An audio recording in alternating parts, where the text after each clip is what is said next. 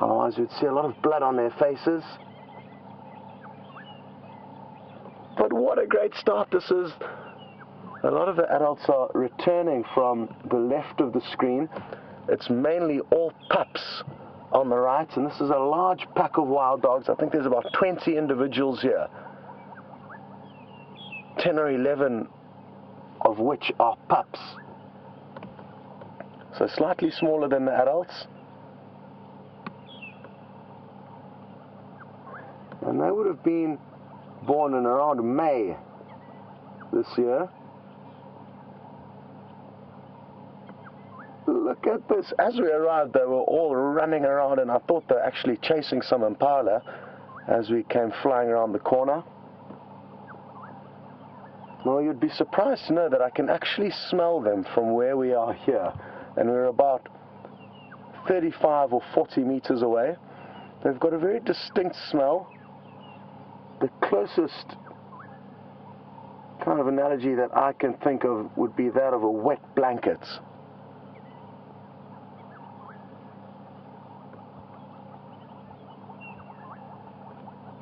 And I saw some of their tracks heading down the road just before we found them, but I thought they were from yesterday. The adults came onto Djuma very briefly.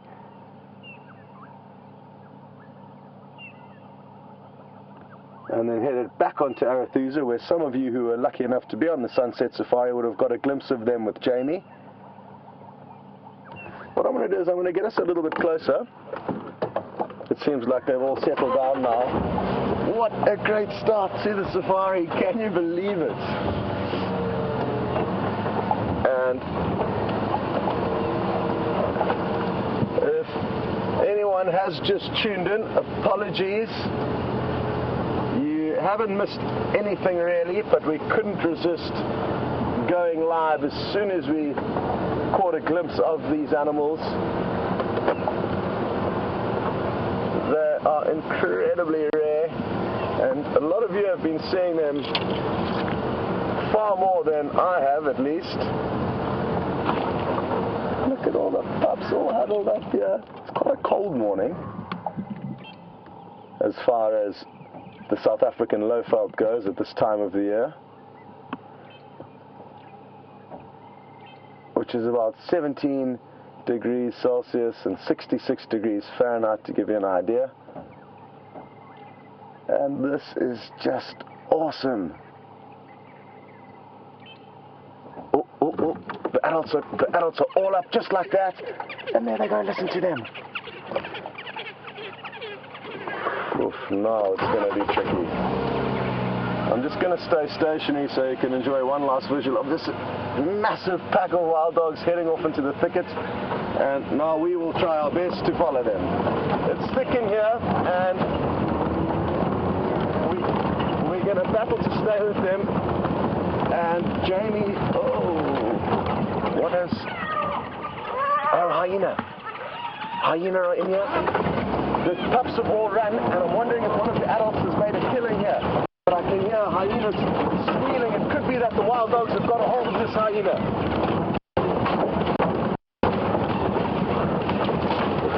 Yeah, they've got a hold of it.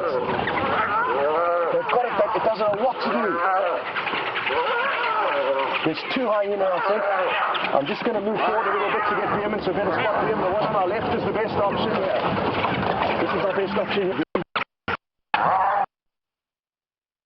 Absolutely incredible.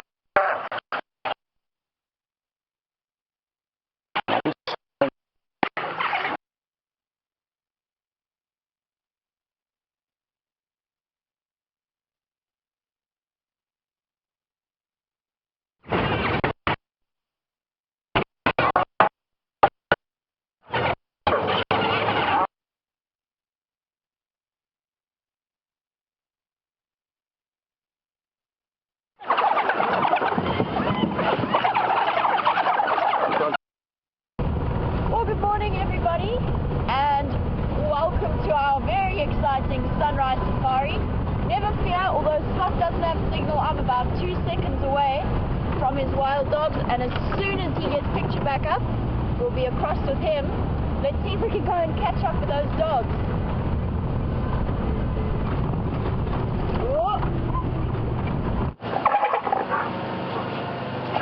Welcome back, everyone. And there's just a bit of a stalemate at the moment. We're just trying to get a better position here. Here we go. It's in deep trouble. It really does need more clan members to arrive, otherwise I fear it is going to be killed. There's other hyena calling all around us. There are a few hyena in the general area. So I'm just going to start the vehicle because hyena we didn't really want to be in.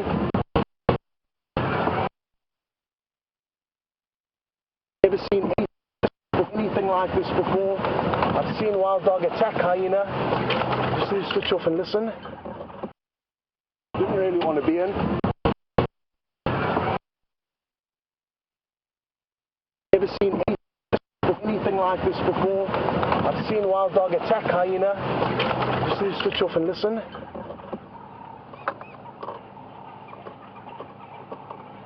I can hear Jamie approaching now, which is good news. And just like that, it's gone quiet and still, and everything's disappeared. I'm just going to get hold of Jamie on the radio. Jamie, have you got visual of the pack where you are?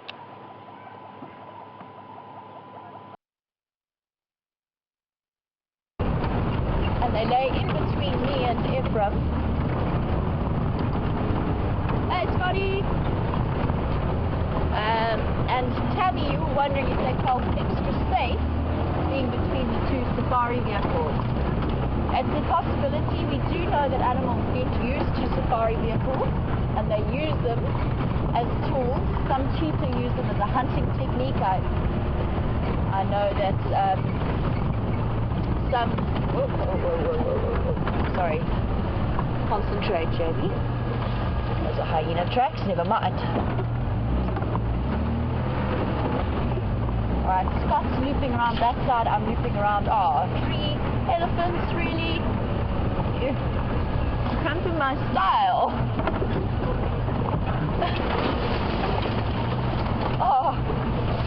Oh man. Oh dear. Oh my goodness. Alright, everybody squeeze in. Squeeze in, squeeze in. Everybody duck.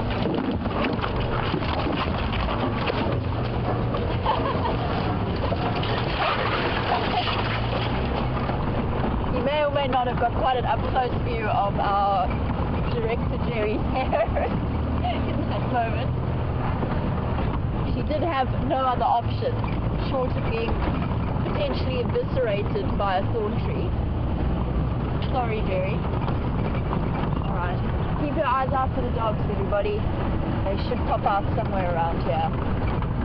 Oh, sorry, Tammy. Yes, feeling safe between vehicles. It's a possibility. I think it's more likely that that's where the adults were last seen by them. So they stopped, they instinctively stopped to wait there.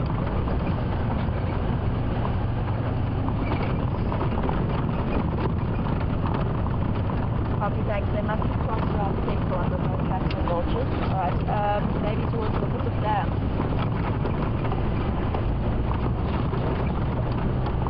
Alright, Scott's picked up on their tracks. He's racing up Nyala Road North.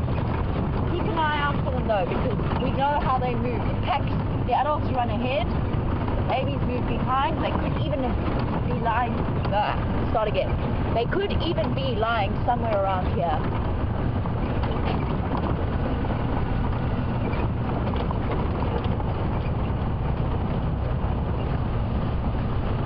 Now, as far as I know, Scott is heading up Nyala Road North, which is a notoriously bad signal road, but let's head across to him and see what's happening. I'm sure I'll be back with you very shortly. So you get a good idea of what I was talking about earlier, how lucky we were to initially follow this pack for so long with so many good views, because they can disappear just like that. And I did have 1 or 2 tracks on this road. We're on the Nyala Road South, and we're running kind of parallel to the road that Jamie's on.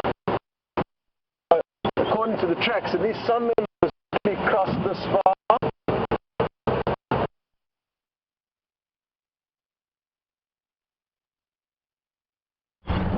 Oh my word, elephants!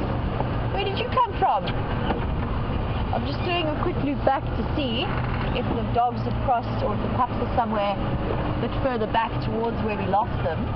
But I don't think I need to, because I think the elephants are going to tell us if they are. Scott and I are trying to divide our labour a little bit and relocate them. Phew, what a hectic morning. Hard to believe that that all happened in the space of an hour. That's gone so quickly. Alright, keep your eyes peeled for those flashes of white. I'm also trying to use my nose. It's difficult when you're driving, but wild dogs have an incredibly distinctive smell. It's a very, very strong wet dog smell. There's a whole herd of ellies there. We will get back to it. Oh, there's a buffalo in the road as well. My goodness me. It's all happening on Junior this morning. Hello, Buffs. And we've encountered Ephraim once again. I wonder if he has any updates for us. There's just a very big herd of Duggar boys. It's not a breeding herd, as far as I can tell. But he's very much sort of in the road. And obviously, I have a very strong policy about forcing animals off the road where I don't need to. Plus the fact that Ephraim has come from that direction. So what we will do is we will turn around and go back the way we came. So if Ephraim's just come from there, he would have let us know if he'd seen anything. Alright boys, good luck. These are definitely not on the menu for the dogs. Even with 10 adults, I think that would be optimistic in the extreme. Sorry, I'm not sure if I saw something there or not.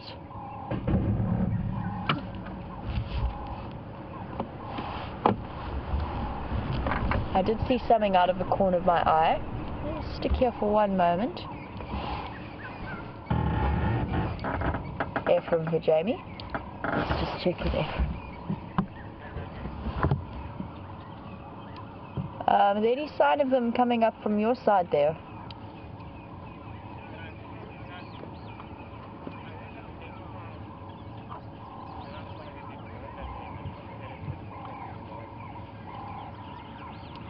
Okay, copy, thank you.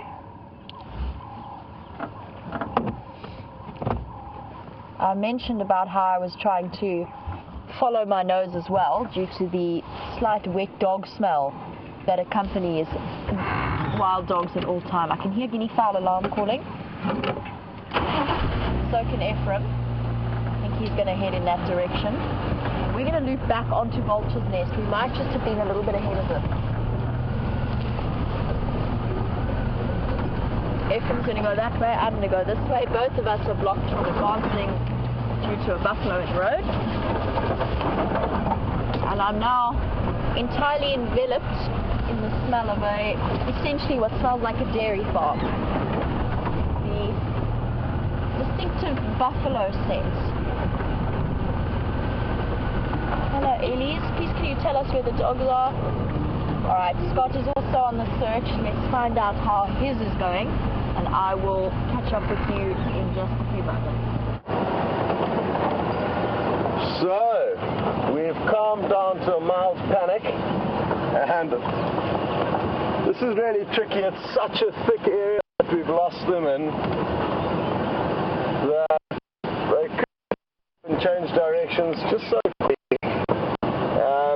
So at least there are three of us, Ephraim, Jamie and myself, all scanning different areas, and I'm a little bit further east than everyone else.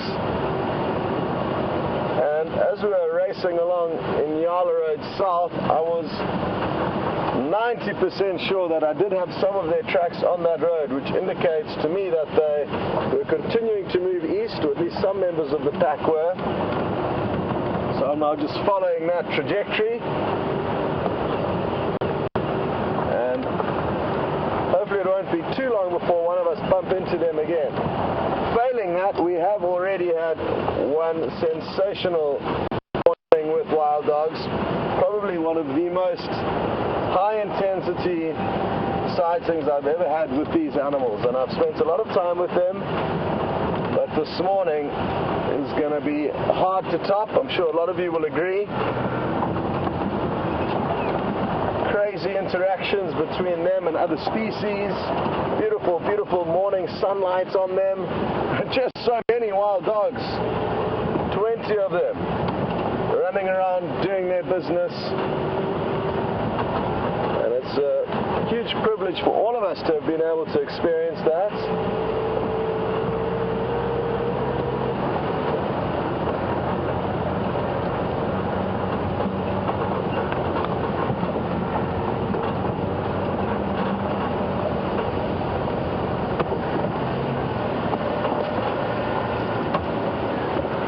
To James in Kansas City, and James has been really amazed at how much energy these animals expend and how quickly they move. And you're right, James, it's phenomenal to watch high action. Speaking of food, these Inyala would fall into the perfect prey bracket for them in terms of size. And I believe Jamie did get a glimpse of them chasing some Inyala earlier on. These ones seem to be in the clear for now, but be warned, Inyala, there is a pack of wild dogs moving swiftly through this area. James also mentioned that because of their high energy exertion, they'll need a high intake of energy, and they do need to kill basically every day. Not difficult for an animal with such a high success rate when hunting, James. They succeed maybe 60 to 80% of all hunts, like anything, depending on the individual pack and depending on the day, but they are incredibly successful. And for all we know, oh, this is quite cute, this little Inyala is having a drink here. Look at that, probing her mother to try and get some more milk out the others, wagging its tail simultaneously. Awesome.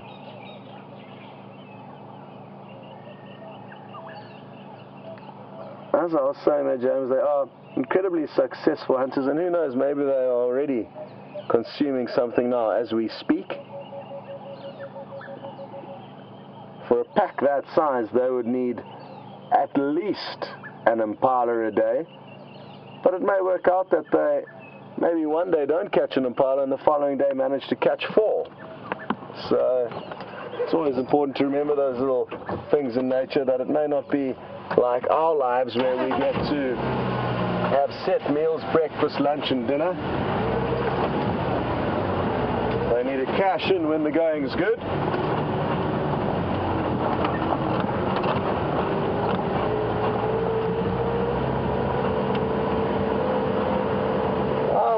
These wild dogs are.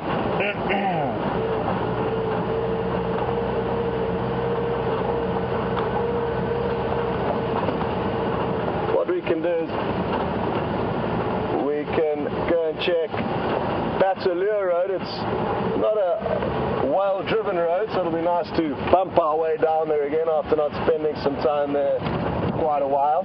I'm just going to get on the radio with Jamie, just give me an update from our side.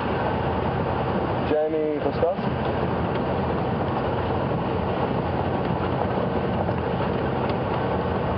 Jamie, on Drakensberg now. I'm going to do Bataleur Road. I'm 95% sure I did have 1 or 2 tracks on Inyala Road south, but not convinced the whole pack crossed over there. But I'm going to just do Bataleur back down to the Milwaukee.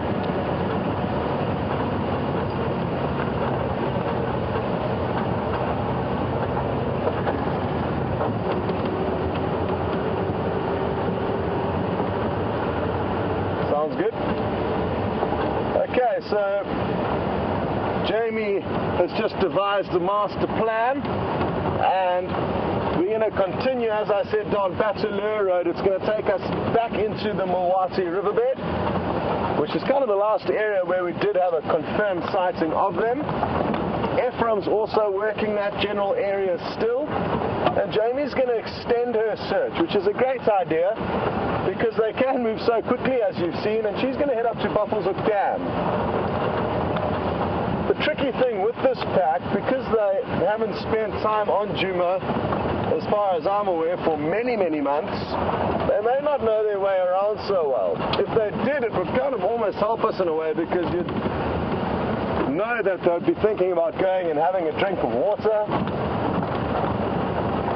But this is kind of not virgin territory, but it would have been many, many months since this specific pack has been here. If I'm correct, I believe that this is the Sabi Sands half-tail pack, not the Investec pack.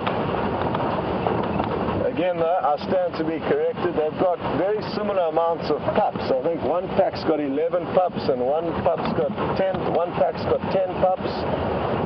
The Investec pack with 11 pups has been spending more time on Djuma over the recent weeks.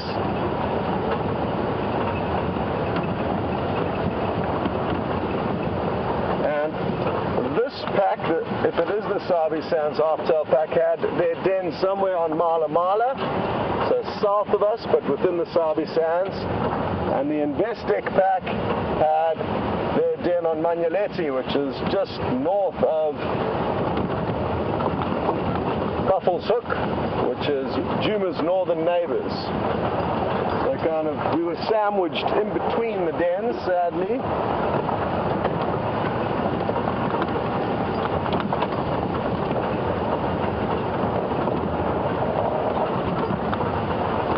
To Pinky Swear, and that's a very interesting name you have. And she would like to know, why are they called the half-tail pack? I'm guessing one of the members within the pack has only got half a tail, or maybe many years ago only had half a tail. I didn't clearly notice any with half tails, but it must have been one of the alpha males or alpha females, or simply one of the members of that pack when it came into the area and it was first named. I guess the guys who got to name it decided that that was applicable. Good question though. If anybody could shed more light on that, feel free. We've got them, we've got them, we've got them. I can smell them. I could almost smell them before I could see them. I wonder if they've got a kill here. Yes, they do. They do. How are we going to get in here? I'm going to have to do a little bit of bushwhacking. I think they've got a kill.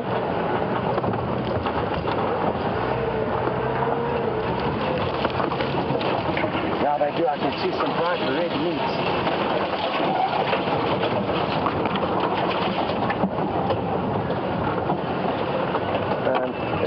It's going to be tricky to see. I'm just going to keep it rolling there, Jim. I'm going to try to get you into a gap. I think this is as good as it's going to get.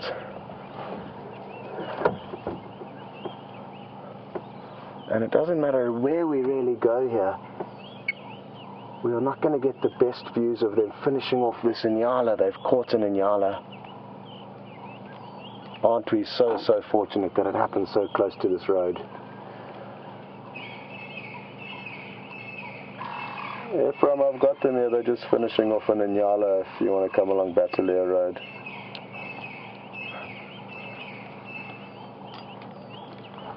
What we can try and do, let me just try and reposition one more time.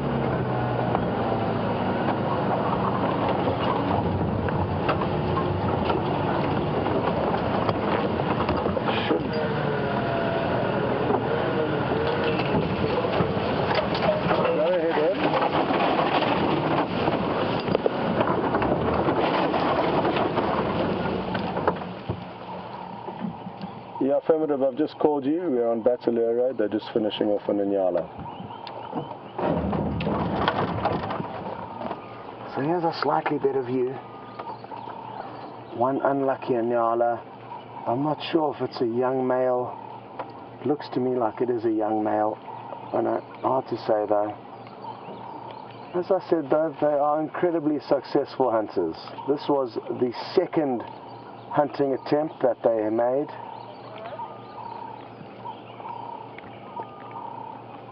And interestingly enough, Jamie's just found some other pack members up on Central Road, which is probably about a mile away from here as the crow flies. And because the adults will bombshell in every direction when chasing prey, obviously some adults have got lost, unsuccessful hunts, and they'll now need to slowly try and relocate the rest of the pack. And I was saying a bit earlier, the reason why they have these massive ears is to be able to relocate fellow pack members once they do bombshell. They can end up many miles away from one another after a chase, and their ears will help them to obviously communicate with one another and reunite.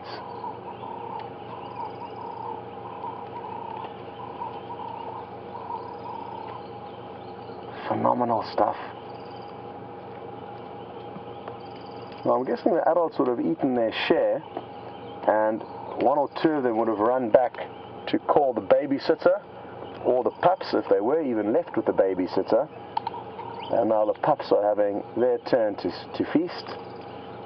The few adults that I can see look like they've already groomed themselves clean of most of the blood and are just relaxing, lying around after a very, very entertaining morning. Starting off teaching that hyena a lesson.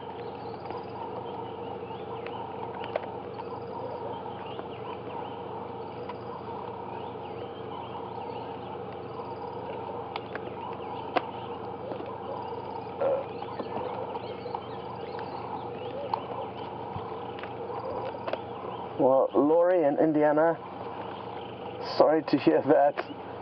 You're going to be a little bit tired at work tomorrow.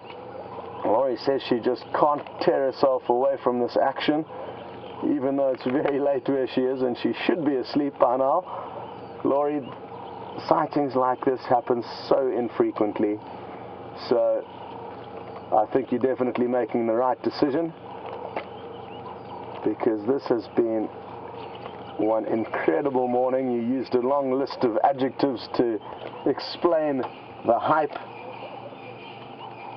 of this morning's action, and you're right, it's been intense, incredible, riveting, insane, all very applicable words to use when describing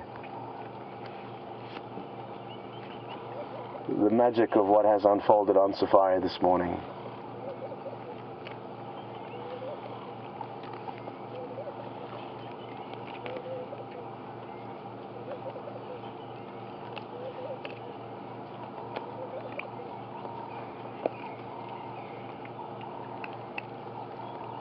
Thanks very much to Georgianne, who's shed some light on the name of this pack, the half-tail pack, and one of the alpha males did only have half a tail, and apparently even his ears were chewed about halfway down. And thank you very much for that information.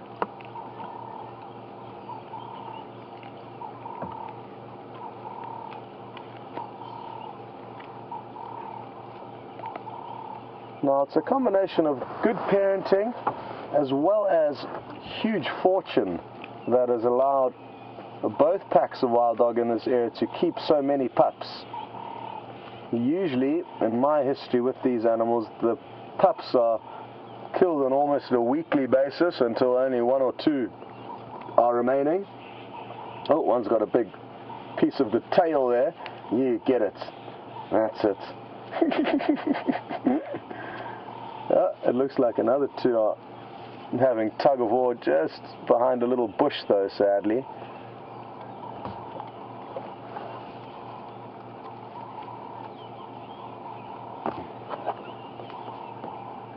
And as I mentioned earlier, the adults probably went back to collect these pups, who kind of hang behind the adults for now, and I guess that'll help answer Chris Rogue's question as to whether or not they are hunting just yet. and not quite. They aren't there yet, but I'm sure in the near future they will start to contribute. Look at how cute this is. Contribute to the hunting, but for now they're kind of just hanging behind the scenes. And I guess you would have seen that initial shot of all of the pups running away from the frenzy that was the adults attacking their hyena. It gives you an idea that they're not quite ready to get their paws dirty yet. Bearing in mind they are about half the size of the adults, so they've got a lot more growing to do, and it's remarkable how young they are when they do start running with the pack. Only about 3 months old, they'll leave their den, and that's why there's such a high mortality rate of young wild dog.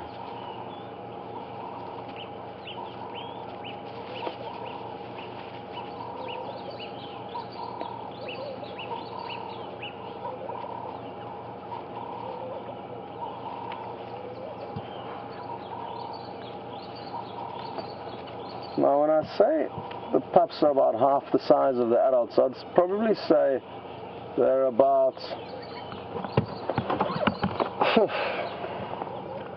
this tall, about 18 inches tall by about maybe 40 inches long.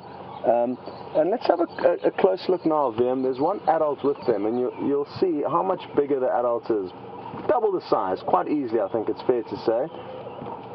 And the good news is Jamie, who's actually managed to relocate another 5 adults of the pack, says that they are mobile south towards our position, so they've obviously caught wind of the action. And listen to this high-pitched twittering.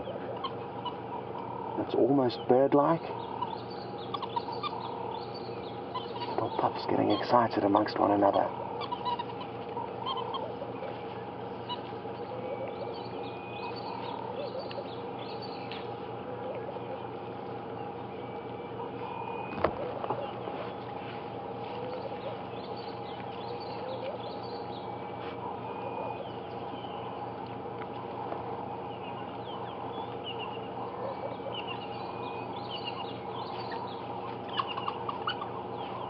Good observation from Georgianne in Illinois.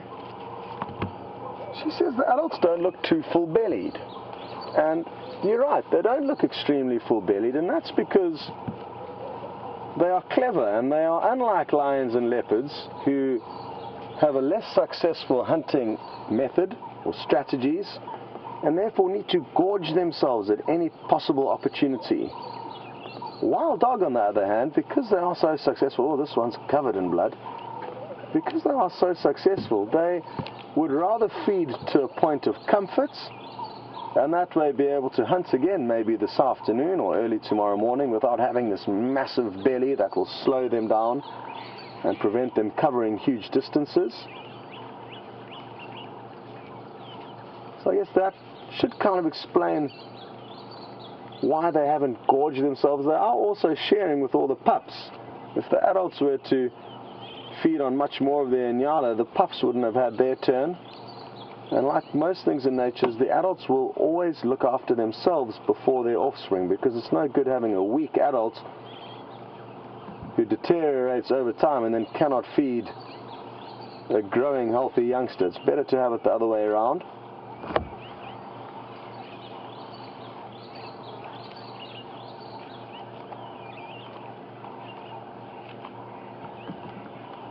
Another big difference between wild dog and lion is just been pointed out to us by Bob.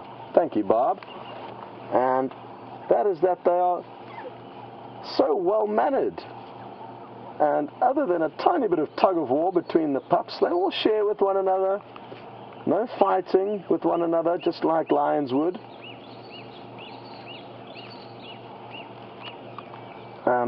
That is a great observation and so true.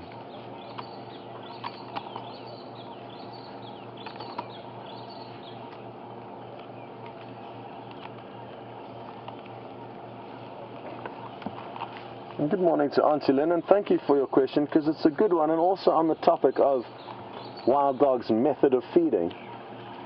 Hello. What have you come to see here? Lifting up its head, possibly it can smell something. This is one of the adults.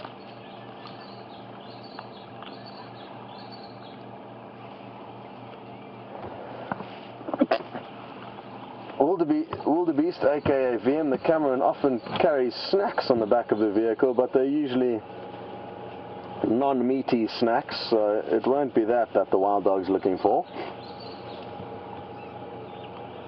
Anyway, Auntie Lynn has just asked whether or not they will... Ooh, I think the other adults are arriving. That's why the pups have got up. Yes, I can see 5 adults arriving through very thick bush. And now listen to this commotion as they greet one another. I'm hoping they are going to come right into frame here. They should come closer. Yeah, some of the adults have just got the carcass, some of the adults that haven't fed yet.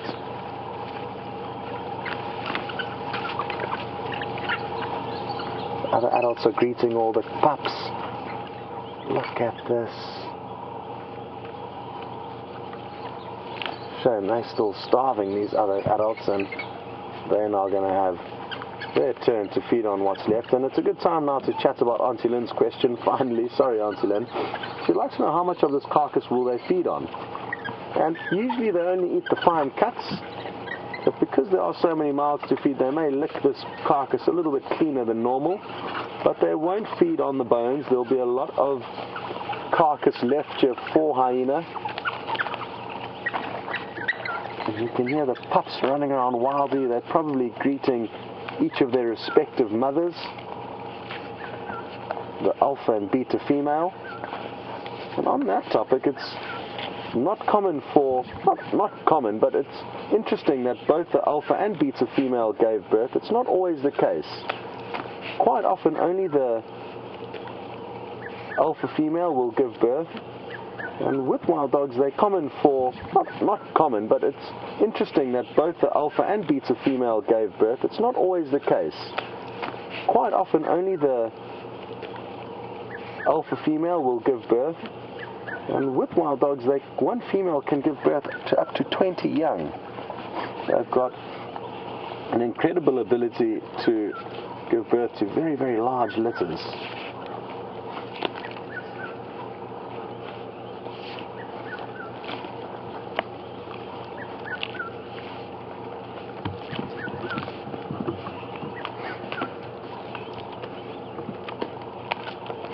Another good question from Barbara, now on the topic of weaning, and when would these pups be weaned? Well, they start running with the pack from 3 months, and from that period they would have already been feeding on meat from about a month of age. Adults will start bringing meat back to the den, and they regurgitate the meat. They don't carry a big hunk of meat in their mouth over large distances. What they do is they consume a meal wherever they've killed it, run back to the den, and then regurgitate, not only for the pups, but for whoever's been left behind to babysit them. So one of the adults will also get to feed on the regurgitated meat, and that happens from about a month of age. And from now, these pups, I'm sure, are fully weaned. They won't be doing any more nursing. They'll rely entirely on meat, as far as I'm aware. And again, wild dog can afford to have this kind of quick weaning process because they've got such a successful hunting technique. And they back themselves and know that there will be no major need to feed their youngsters milk after the short period of time when they're growing up in the den. Oh, there goes the Nyala's ear. And it was in fact a female. If VM zooms into her face, we'll notice that she doesn't have a white chevron between her eyes, not a very prominent one. And a Nyala of this size would also have horns probing out of the side of its head, if it was in fact a male. Now I know this is potentially difficult for a lot of you. This Nyala has lost its life very recently, but it's a necessity out here in nature for this massive pack of wild dogs to exist. They need to feed, as we discussed earlier, and just try to keep reminding yourself of that. It is the circle of life.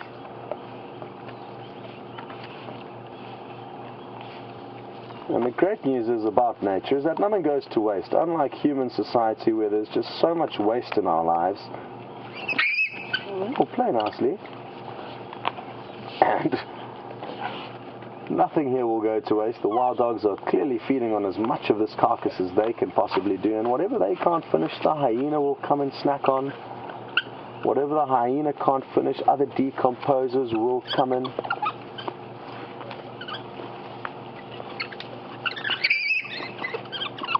Sounds like some of these pups need a little bit of discipline, and that's what's going on here.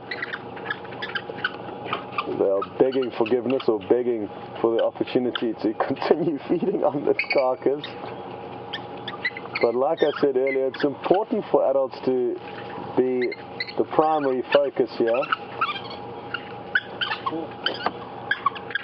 Although they'll be cheeky because they've been raised by the queen and the second in charge queen, the alpha and the beta female. They have grown up with a life having certain privileges, and that's why they're being a little bit cheeky to, I guess, some of the subordinate males, or adults rather, not just the males, male or female.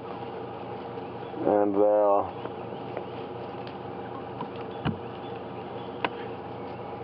certainly using their hierarchy that they've been born into to establish a good spot on this kill.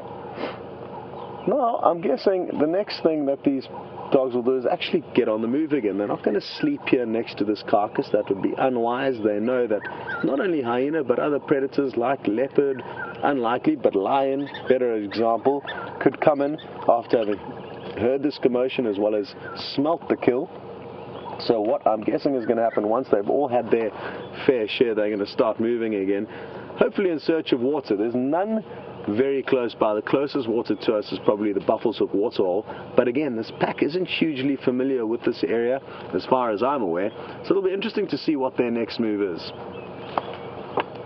Seems like it's just pups on the kill for now.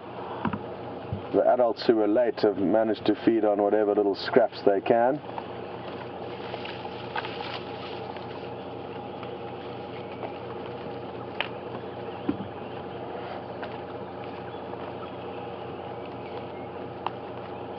And Paul's just sent through a reminder saying, remember the impala that was chased into the Buffalo's Hook waterhole this time last year. It's a good reminder. Thanks, Paul. And I'm not sure whether it was by the same pack, another inquisitive little pup here coming to check us out. And it is quite common for wild dogs' prey to flee into water, and then the wild dog some of the times get lucky and the prey will get so tired of swimming around they will eventually, rather than drowning, face the wild dogs head on. Or they may get lucky and make it to an island in any kind of a water source or stay in water too deep for the wild dogs to venture into. But not an uncommon sighting, and now that this pack and the other pack, the Investec pack, are spending more time on Djuma, it's something that we could well see.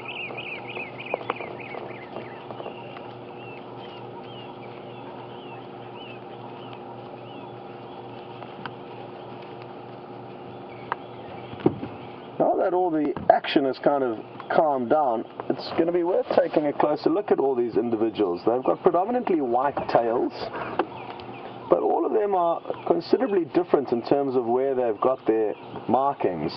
Combinations of that caramel brown, white and black.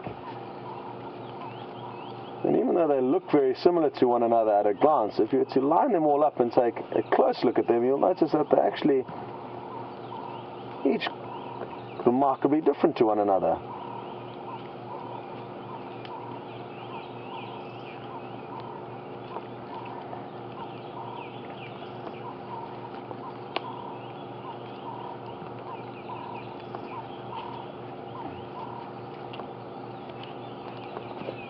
And Judith in North Carolina has already noticed that one of these wild dogs has got a white ring on its rump, similar to that of a water bug. So thanks, Judith. That's a great diagnostic feature to look for.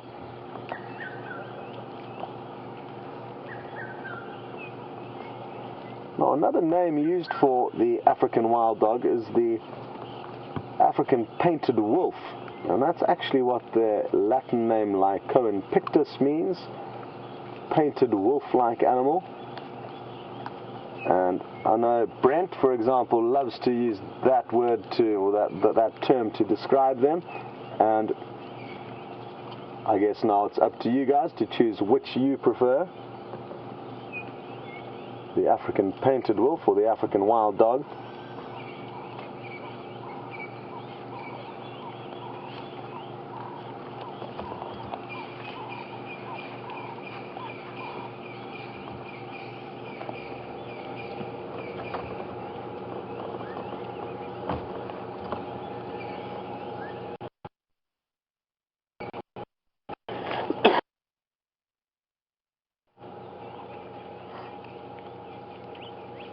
Oh, it looks like the adults are thinking of getting up and moving.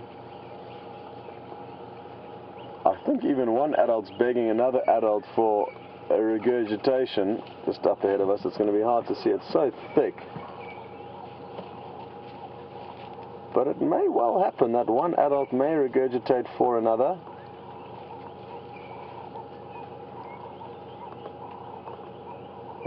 They're just having a playful nibble on one another's necks.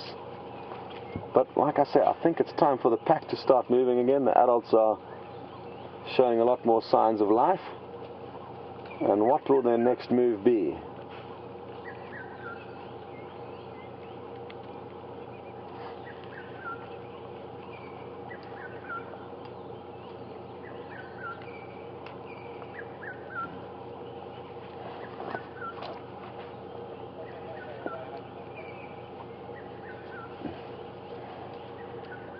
Now, after they've moved off from this area, I'm fairly certain they are going to indeed find a shady spot to sleep, and Lucy was interested to know if that would be up on their list of things to do. Most certainly, they've been moving huge distances already this morning, a lot of running around, and now, after a big meal, nothing better than a little siesta. It's also beginning to heat up quite a lot, so that's certainly going to be the order of the day for not only the pups but also the adults. They spend the majority of the daylight hours asleep, and I'm guessing if we manage to stay with them to a point where they do sleep, that is where in all likelihood we'll find them resting this afternoon. So it's going to be in our best interest to try to stay with them. That way we will have this afternoon safari lined up and ready to go, almost guaranteed. Quite similar to lion, I guess, in that during the day they tend to not move too much, especially in summer. Leopard, on the other hand, will move even on the hottest of summer days, maybe not huge distances, but they are not inclined to sleep the whole day.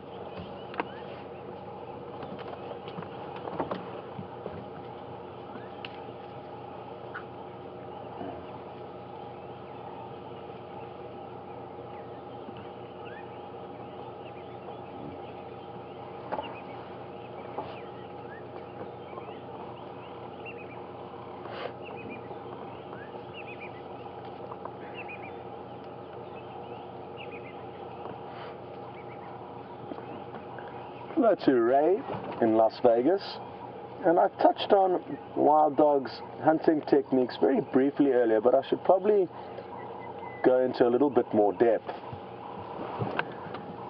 In this morning's hunt and the hunts of this Inyala, we'll use it as an example. There's about 10 adults in this pack, 5 of which were with Jamie. Not at the kill, that arrived afterwards. So 5 were not even remotely involved in bringing down this adult, which goes to show that once they start chasing a herd of animals, each individual dog may pick an individual prey. They won't necessarily hunt collectively, which is often rumored, I believe, with wild dog, and that they take turns in chasing. And I think often people overanalyze predators' hunting techniques, whereas most of the time, lion, leopard, wild dog, hyena, and cheetah, they see something, they lock targets, and they chase after it. People often overanalyze hunting techniques, in my opinion, and especially with wild dog. They're such fast animals, and their prey are so fast that they don't have time to coordinate to move, or this one chases that one, and I'll chase another one. you just chase the closest one to you, whichever one looks like it's the right size. Now, whichever wild dog was chasing this, even if it was just one, the Inyala in all likelihood got tired. They're not used to running large distances away from their predators. And once it did start to get tired, especially in thick bush like this, it may have tripped and stumbled, or the wild dog may have bumped it over, run into its back legs, thus tripping it. And once it does trip it and get it onto the ground, it'll use the incredibly sharp teeth to start tearing apart its body. Now, it wouldn't have been too long before, even if it was just one wild dog that managed to bring the Inyala down, it wouldn't have been too long before the other adults in the area caught wind of it and came in, and they each basically grab a limb and start tearing it apart. So one on the neck, one on each leg, and they just pull in all directions until eventually they each have a portion of the carcass, and at least until the carcass has been opened up. It could be equally as efficient in terms of time, in terms of killing their prey. If we think of Shadow, who made that, oh, here's a good example of how they pull and rip. If we think of Shadow, who made that impala kill a couple of weeks back, as you guys got to see Shadow, it was probably 5 minutes after she had caught that impala, yet the impala was still alive, it was still breathing, and she was just trying to suffocate it on her own. So it's by no means a faster way of dying than being ripped apart and completely dismembered. I'm not sure which I would prefer, but both are not ideal, I guess, one being more time consuming than the other. So even though I guess it could be more painful being ripped apart alive, being suffocated by your predators, and equally, oh, I just got a bit of a fright there, an equally unpleasant experience. Listen to that funny kind of bark that they let off. It's kind of like a deep barking growl. And they'll let that out whenever there's a kind of threat. That's the usual call if any danger arrives at the den. They'll let out that kind of almost like a bark. It's the closest noise to a bark that they make. Then they've also got the high-pitched tweeting that we heard another day, or heard earlier on this morning rather. They've also got a kind of whooping howl that they'll let out when trying to reunite with other members of the pack if they have got lost. So lots of different types of audio.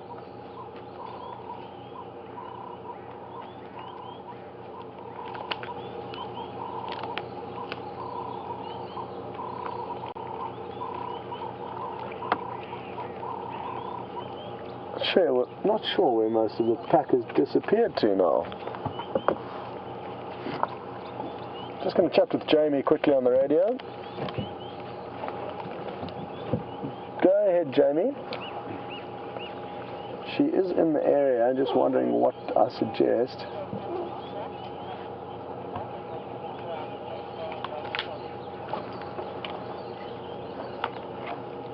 Jamie, I think they're going to move off from here, and already I can't see any of the pups. I'm not sure if some of them have already started heading north. But yeah, I think it'll be fine for you to head off, and I'll let you know if anything else happens.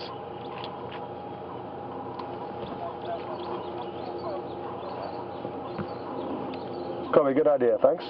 Jamie was just kindly offering to stick around in order to try and stay with the pack if they do move. I don't think they're going to be moving hugely quickly, so it might be best for her to go off and see what else is happening on Juma this morning.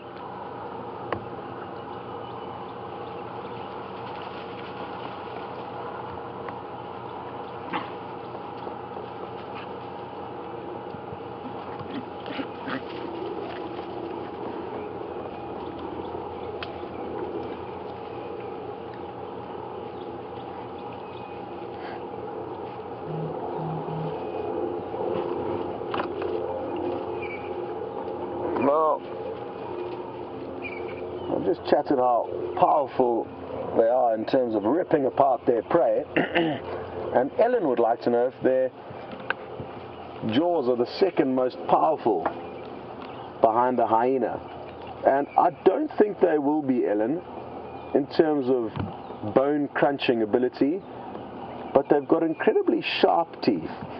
And when it comes to dismembering their prey and ripping their prey open and ripping off big chunks of meat, that it is very well designed for. However, crunching through bone, which I guess is going to be a direct signal of how strong their jaws are, they will definitely be behind line. They won't be able to compete with larger predators in terms of bone crunching ability. But like I said, very, very sharp teeth that are perfect for tearing apart carcasses. Just going to get a hold of Jamie quickly. Jamie, which direction did you go along Bateleur?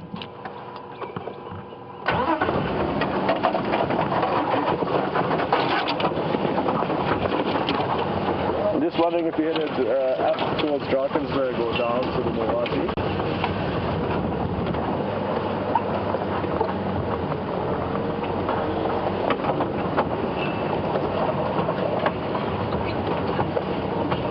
Okay, copy. Just stand by there. I think they are mobile north. I think they are actually on the move already now. So I've just told Jamie to stand by where she is. She's gone up a little bit further up this road, and there's a strong chance that they could pop onto this road if they carry on the direction that I last saw them moving in.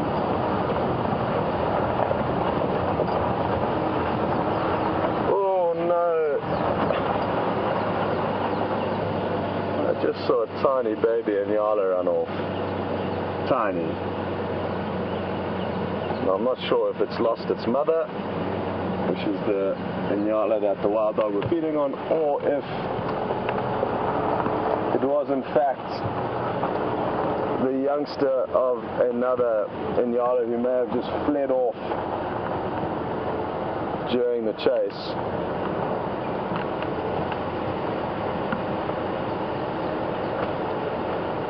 I initially thought it was a wild dog running off, but it was a very, very small Inyala.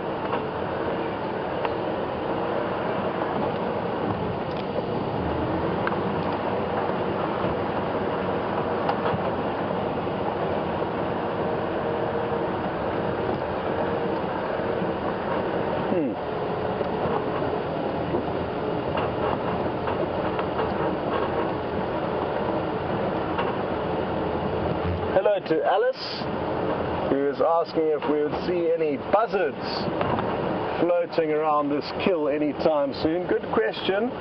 It's quite thick bush, so it's not going to be easy for the carrion-eating birds like vultures and bateleurs. Buzzards don't really feed on carcasses too much, or at least the buzzards in this area. But yes, there is a strong chance that a bateleur or vultures could spot that kill and fly down to pick off the little bits of meat.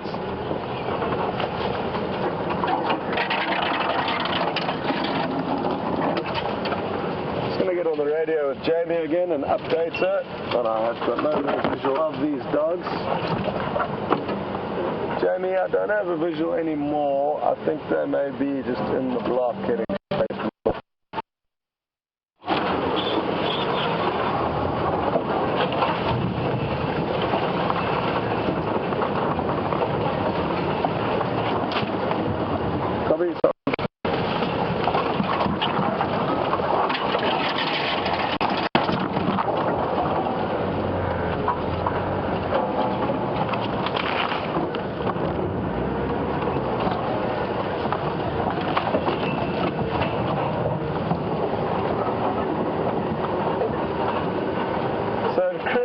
Thick here. I'm not sure how long we should invest in searching for them through this thick area. It's going to be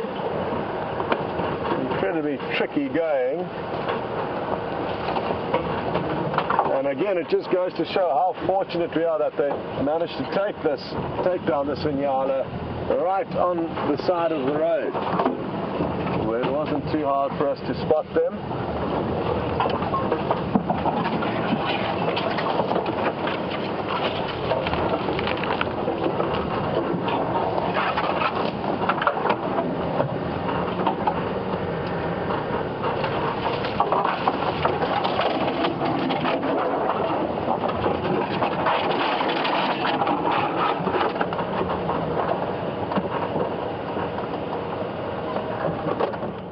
Stop the car for a second and listen, as listening can often be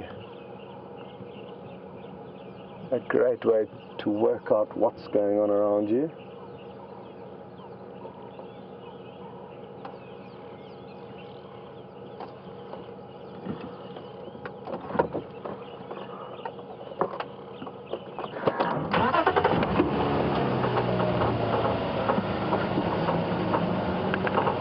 Got a comment through from Mike saying, wouldn't the hyena and other predators respond to the twittering calls of those little wild dog pups?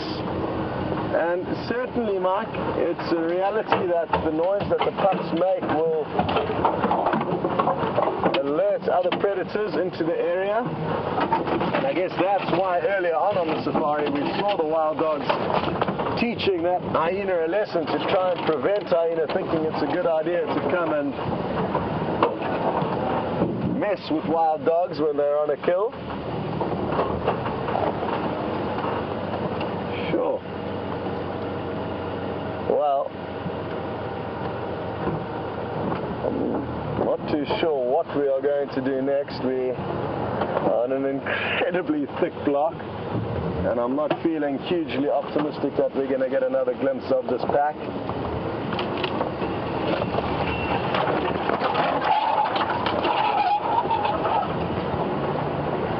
Let's just creep up a little bit further this way. Maybe we'll get lucky. Failing that, we'll go and see what else is happening on Juma. This tree will pop up once I've passed.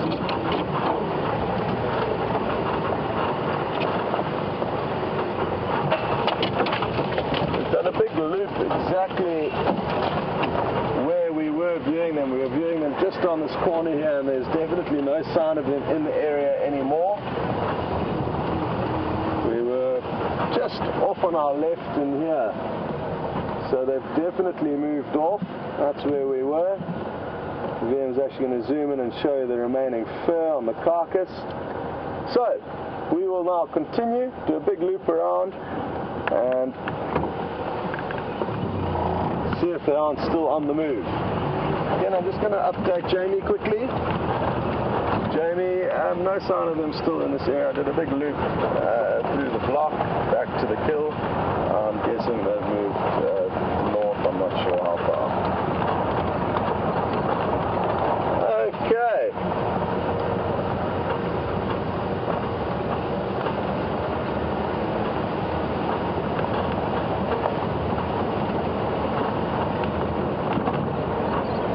Well, what could have happened is they may have slipped onto this road between Jamie and myself before I veered off just behind us there. So there's still a chance we'll find them. It would be really great to know where they're asleep, or where they do sleep.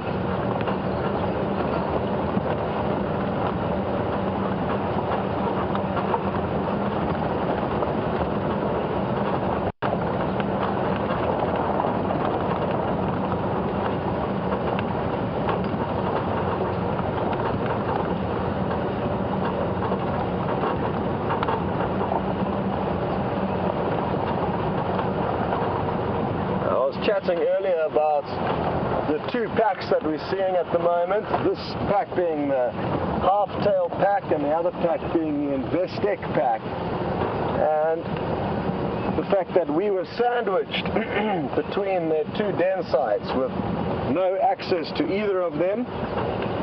One to the north, one to the south. And Bernie would like to know if a pack has ever denned on Djuma. I'm certain it would have happened over the years, Bernie, but I've only been here for 1 year, and it hasn't happened in the year that I've been here. I was very fortunate when I started my guiding career, as every single year, for the first 3 years, there were wild dogs denning on the property that I could traverse. So I got great insights into wild dogs and their dens. When you've got a den site on your property, it's like having a gold mine in terms of game viewing, because the pack and the parents will hunt in an abnormally small area in and around that den. Don't be fooled, it's not a small area, but for wild dogs it's an abnormally small area. So almost guaranteed sightings on a daily basis, with the adults ferociously going about their business to feed the up-and-coming new members of their pack. So it'll be interesting to ask Taxon and Aubrey, some of the Djuma guides who've been here for many years, when last they did have wild dogs standing on the property.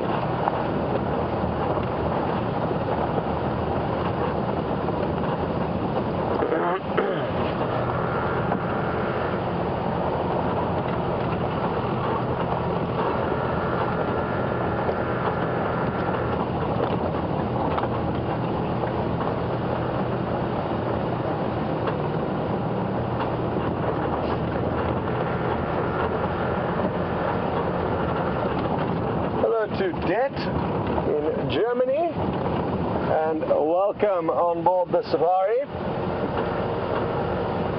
Det's interested to know how big is the area that this pack roams around, and what would happen if this pack came across another pack. Well, like most predators, when they meet other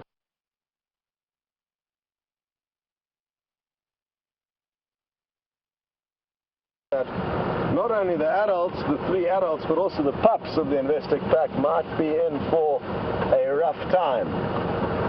So that covers the what will happen if packs bump into one another question. In terms of areas, it depends greatly on the individual pack, but they don't really have territories. They've got home ranges where they can cover many, many miles.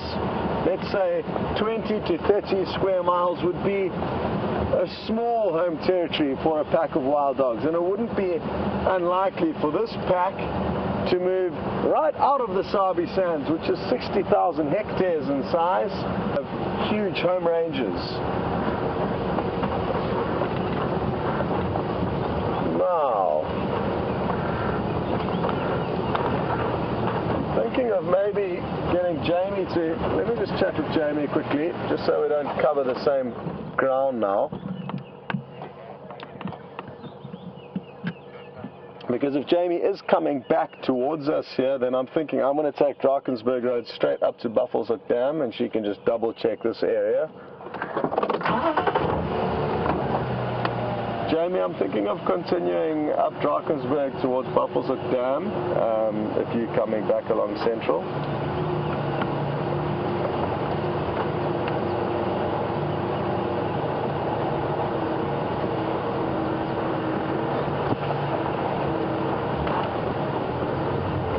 Okay, copy, very good. Well, it's been an absolute pleasure working with Jamie this morning. It can be difficult making decisions as to what to do and who goes where, but it's been very, very easy with her, and we seem to have been just making all the right moves with one another. So she's going to come back along that road rather than us going back down, and she's trundling along very slowly in the hope that they're going to continue north and get another glimpse of them, and I'm going to head around on another road taking us to the waterhole closest to us.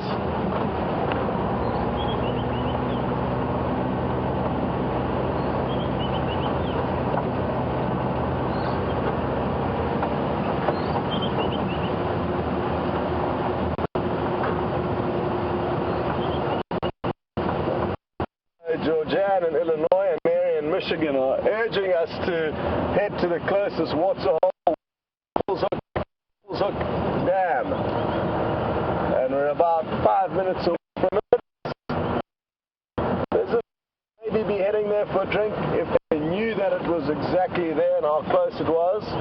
But it's not imperative that they drink. They would have got a lot of moisture from the carcass that they've just been feeding on.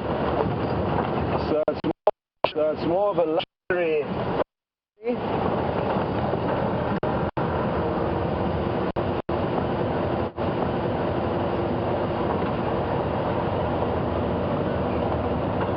I can't reiterate enough how lucky we've been this morning. Absolutely ridiculous. The amounts of great quality interactions that we got to see, as well as the fact that we managed to get the kind of closure of seeing them finishing off their kill that they made, really makes for a wonderful morning spent with wild dogs. And I'm just playing through all the memories in my head. I have hard to believe exactly what went down.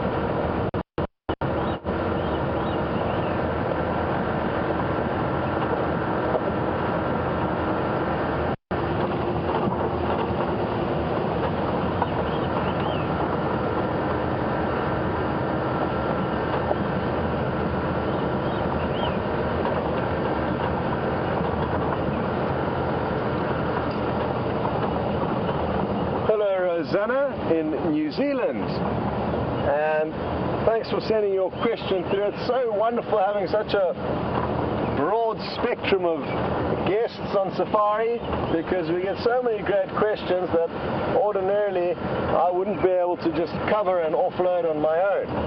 And the following question is no different to that, and we're wondering how far are wild dogs spread through Africa.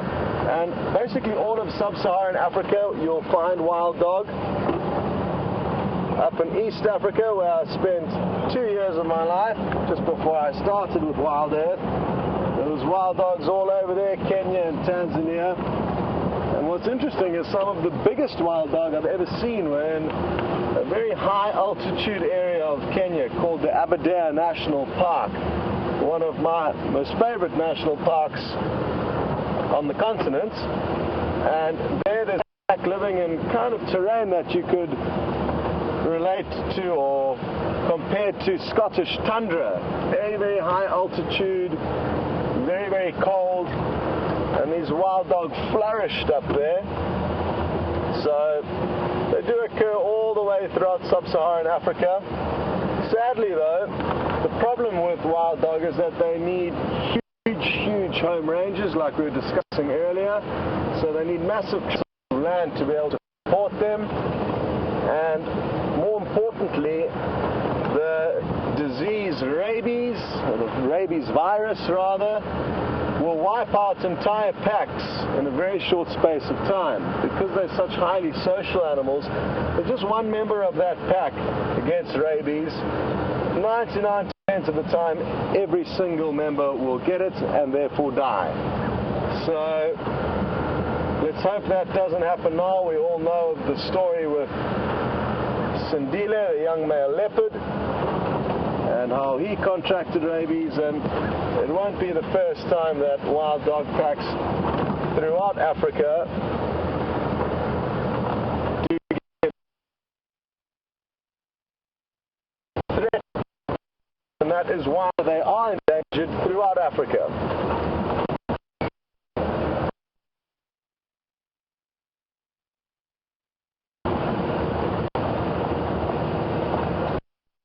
Just clear up, it's not that Sindile definitely did contract rabies, but obviously after catching that domestic dog that did in fact test positive, there was a strong chance that the leopard would have contracted it as well, and that's why he's been taken off for further inoculations and close monitoring.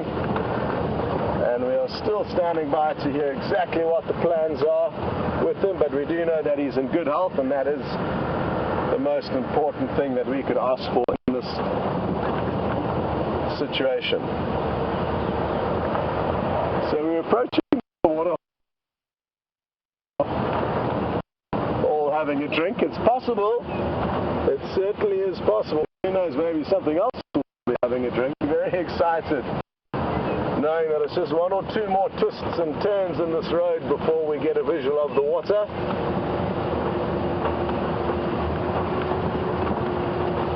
And I'm already beginning to arch my neck in anticipation.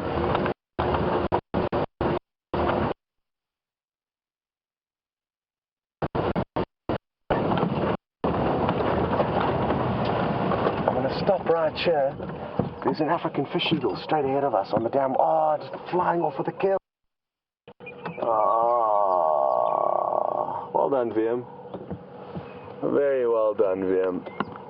And so, like I said, not the wild dogs, but another predator was here to receive us. The signal is a bit shaky.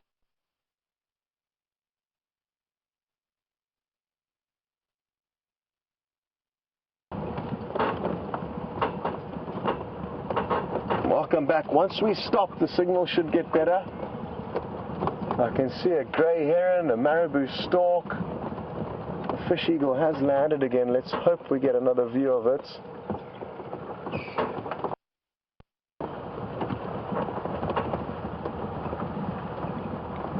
Oh no, it was a woolly-necked stork that I thought was the fish eagle.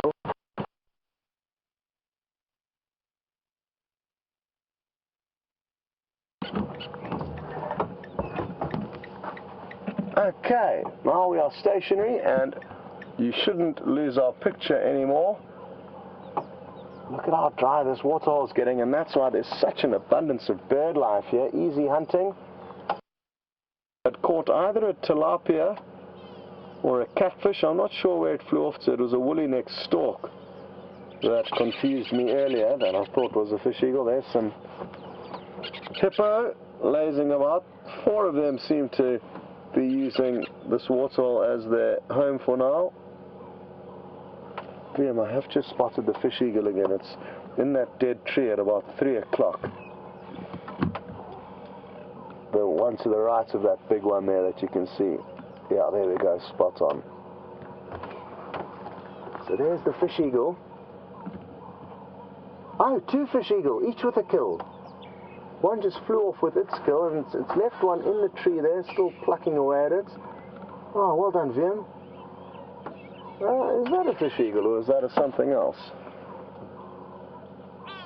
Yeah, that's a juvenile fish eagle, and some woolly-necked storks in the tree alongside it. And then a slightly older, but still immature fish eagle was the one on the right. That's busy finishing off its kill. It's very far away, so I can't work out what it is exactly that it's caught, but either a catfish or a tilapia. Those are the 2 main species we get here. And we can expect to see a lot more great bird watching at this waterhole in the coming weeks. We've seen it at the Juma waterhole as it dried out, as well as Treehouse Dam, Twin Dams, and now this dam is turning into the same, a very easy hunting opportunity. All the fish are getting concentrated into a few tiny puddles, and this is by far the lowest that I've ever seen this waterhole. And who knows, when are we going to get our next rains?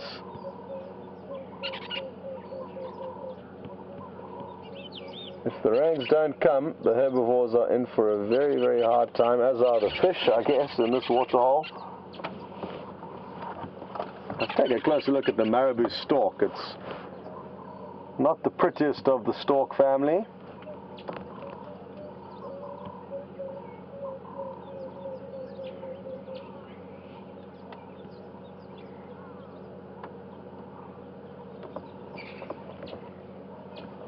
And hard to believe, but I've just got a report saying that there's a hippo in the small little pond in front of Juma. And That's also a first. Last summer there was no need to pump water into that small pond. There was enough water in the big dam that the camera usually overlooks. Like I say, a lot of animals in this area are in for some hardships. The carnivores are the ones who are going to have it the easiest, as naturally their prey, the herbivores, are going to weaken in these tough conditions, making it really promising for good predator action in the coming months. So, like everything in life, there are benefits and disadvantages to every situation. In this case, it's the predators who are going to be the ones that are winning, and the herbivores the ones having a rough time.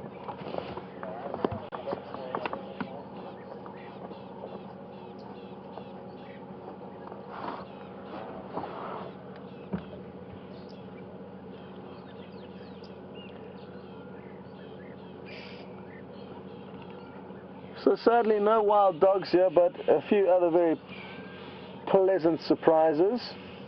Seeing that fish eagle fly off with its kill, and just a hive of activity here at the Buffalo's Hook waterhole. A lot of woolly neck storks around, the marabou stork, 2 different fish eagles, and certainly wonderful prospects for the coming weeks. If we don't get any rain, this area is going to become a top spot for bird watching, especially the predatory birds. And who knows, maybe we'll get to see our first fish eagle catch. It's something that I have yet to see, a fish eagle plucking a fish out the water, and maybe that will change. Okay, well, we're going to probably head off from here, or maybe reposition the vehicle onto another side of the waterhole to get a different view. And while we do so, we will send you across to Jamie for an update on how she's getting along.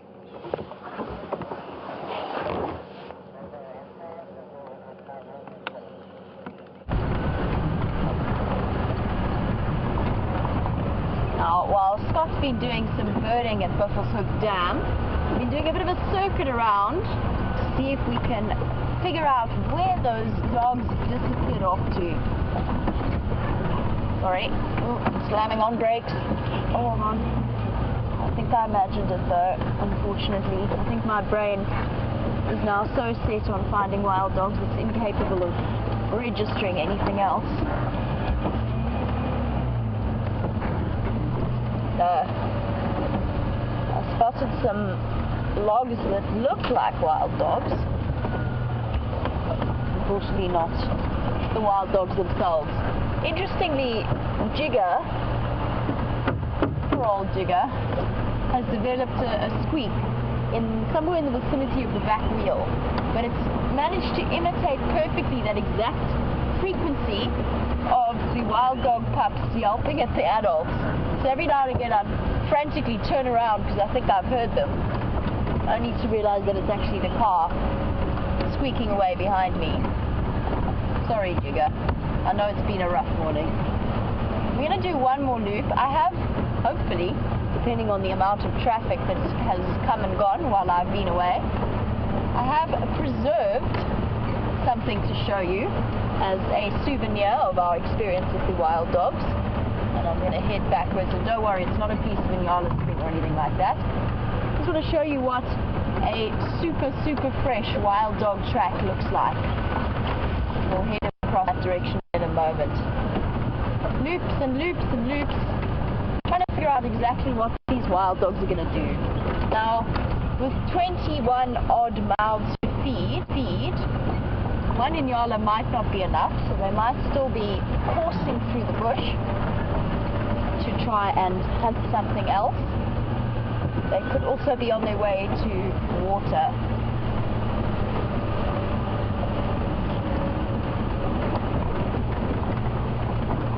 Well, there you go.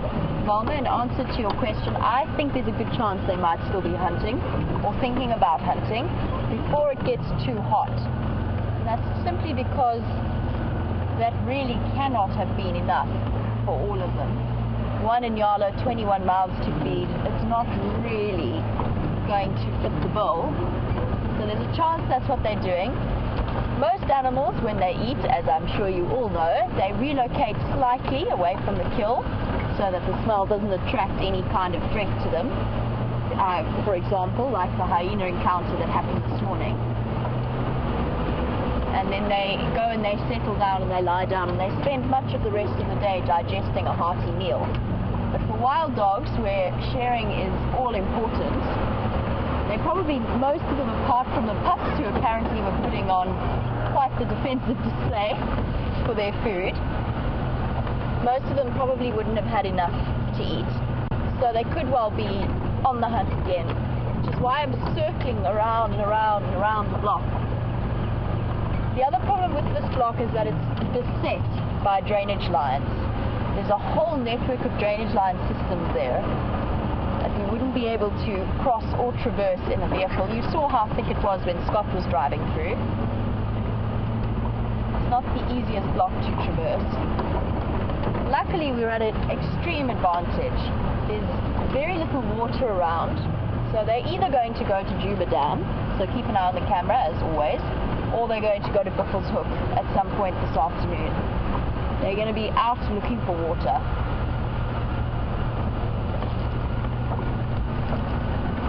I know that Scott's been there now, double checking, which leaves me free to loop around and around. We're on Inyala Road South now, and as we drive along you can sort of have a look at the vegetation. You can see how thick it is along this drainage line. Sorry, sudden realization. No, it's a hoo-hoo.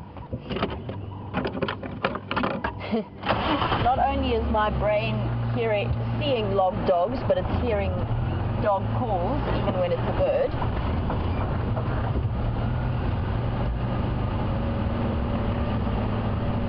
And already it's just after 7 in the morning. You can hear the cicadas in full flow, and it is heating up. I think it's probably already hovering somewhere close to 30 degrees, which means that we have a really, really good chance of spending the day with the dogs. They could be here this afternoon as well. They probably will be.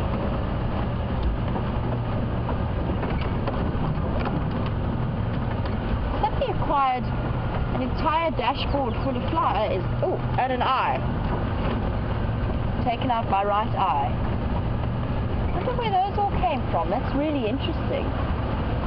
They just appeared out of nowhere and all settled on my dashboard. And now floating around and trying to get any moisture that they can, including by making their way into my eyes and up my nose. And I'm sure Tibbs is experiencing a similar phenomenon. There must have been some kind of leftover carcass, or maybe a predator scat that they were all sitting on, and we disturbed them.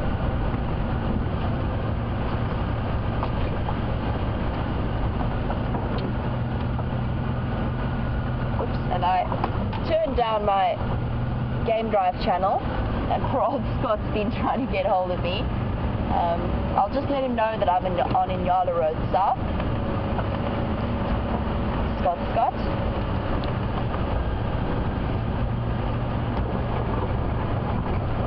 Sorry, I'm on Inyala Road South doing another loop. So far no sign, and I haven't seen any tracks coming out.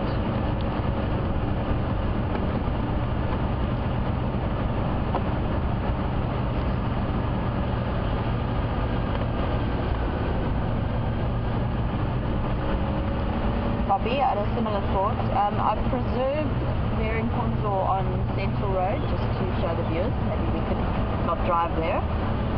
Oh, yes, well.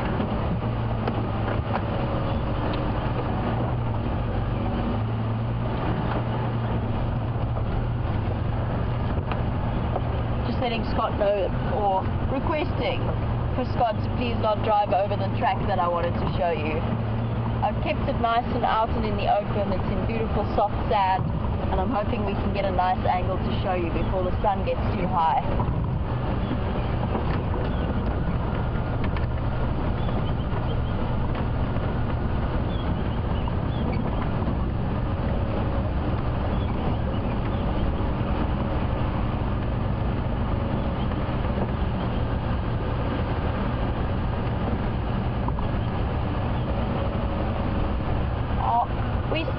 bit earlier about how a human wild dog confrontation would go down, and both Anne and Laura, you were wondering, has anyone ever been attacked by wild dogs?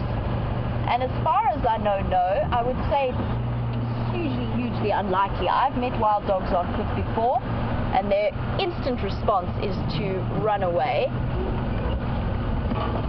The only exception to that may be in cases where there's been a rabies outbreak. Now, you saw how close the contact is between the dogs, so rabies spreads very quickly between pack members, and there is the occasional outbreak within them.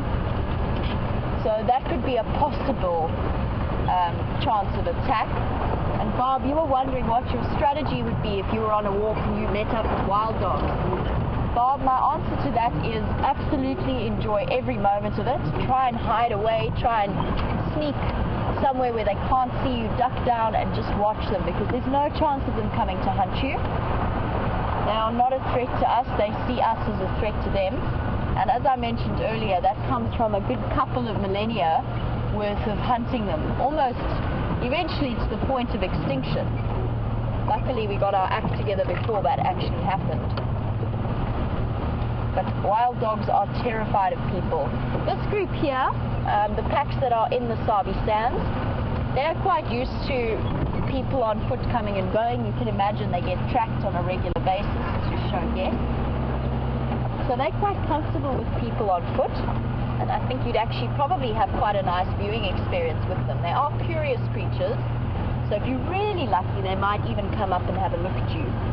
But if you wanted to turn the tables, if you felt a little bit threatened, all you'd have to do is stomp and clap your hands,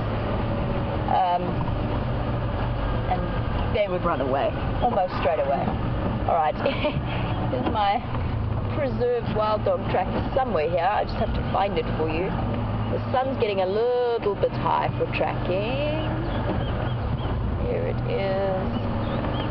Right, which way is the sun? Which way is going to be easiest? Probably if I'm reversing here. It's going to be a bit tricky, I'm afraid, just because the sun has gone up a little bit in the sky, so it's not hitting it at that perfect low angle. Let's see if we can get it. Whoop. Found a tree in front of me. Alright, so maybe if we can have a look down here. You can focus on the ones quite far up, more towards that side, and I'll hop out. You just see first of all, and then I'll point out where you want you to go. What is it?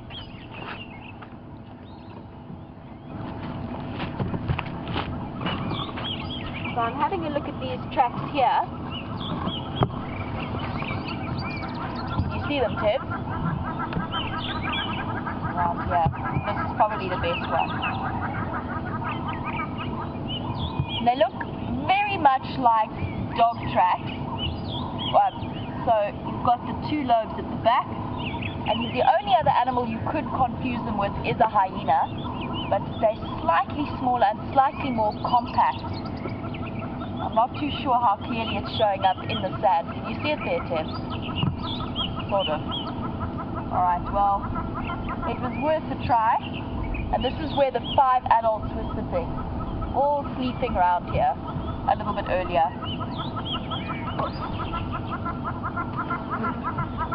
Alright, let's go do one more circuit and see if we can find them. I know the elephants have been moving through the area as well, so there's a chance that they might have spotted them and given chase again. We've had such interesting elephant-wild dog interactions. Sure, I would have gone around the front of the car, but as you can see there is quite a large tree. Okay, let's head across in this direction, I think. Watch out.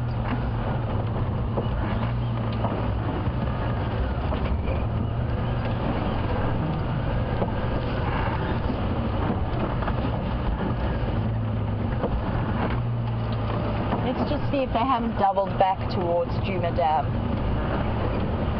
they're going to go one of two directions. One is north to Buffelshoek and one is west to Djuma. And just a quick update. I know we've been rushing around with wild dogs, but a quick update on the lions that I've heard called in on the radio. Unfortunately, they are in Buffelshoek, but for those of you who were wondering about updates at the Nkuhumas, they've just killed a buffalo last night on Buffelshoek, and they're all together and all happy and well and feeding. So just a quick update for those of you who wondered about them.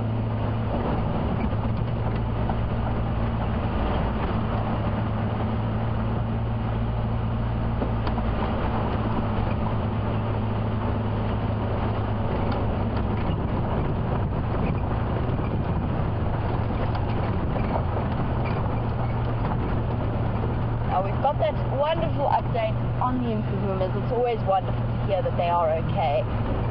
That being said, there was of course that unfortunate potential, and it's quite a strong likelihood, that the young Salala male had been killed in a confrontation with the Birmingham boys. And Lisa G, you were wondering, do we know for sure? The answer is no. I don't know for sure. We never found any evidence of his body, but that's not indicative of itself. Personally, I think it's likely. It's very sad, but it's likely, but I don't know. It's unconfirmed. I think what we can do if we really want to confirm it is to watch the Saladas over the next week or so. If he hasn't reunited with them by then there is a good chance that he has been killed. And the reason I say that, I know that Junior's been separate from the Nkuhumas for long periods of time, but that male was actually too young.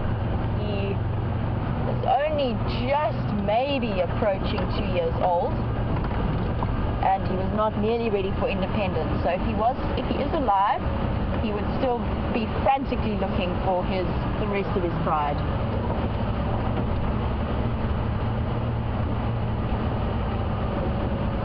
Now this could get quite interesting. Watch closely. Is this young Ellie going to chase the buffalo? I've seen a photographic sequence of a much smaller elephant calf trying to mess with the buffalo, and the buffalo charged it and sent the the elephant flying through the air. But this elephant's a lot bigger. So let's see what happens. It's really going to be interesting if it does go any closer, because buffaloes don't tolerate nonsense from anyone, even from lions. They can be quite bold, and it looks like the elephant's having some second thoughts, and that's probably from the body language that the buffalo displayed. If the buffalo had have started running and showing any sign of weakness, that would have given the elephant the mental upper hand, thinking that, oh, I'm going to keep chasing if you start running. And that's what's so important to remember when on foot in Africa, or anywhere really. If an unknown dog comes running up to you, as soon as you turn and flee, it's going to give that dog the idea that it's bigger and stronger than you and dominant over you. Whereas if you stand your ground, it make that animal think twice. A few more elephants. That's another one that you just got a glimpse of there. And a few beautiful big cows in this herd. We've just stumbled upon them, so not too sure how many Ellies there are in total. But there are a number of them, and it's not the only buffalo that we got to see. There's a few other buffalo in this area. So two of the largest herbivores that we get in this area, having a good time keeping an eye on one another.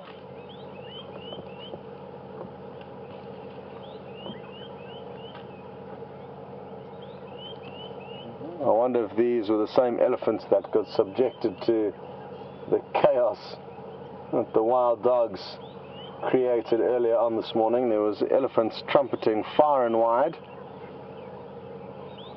and it wasn't that fun to see.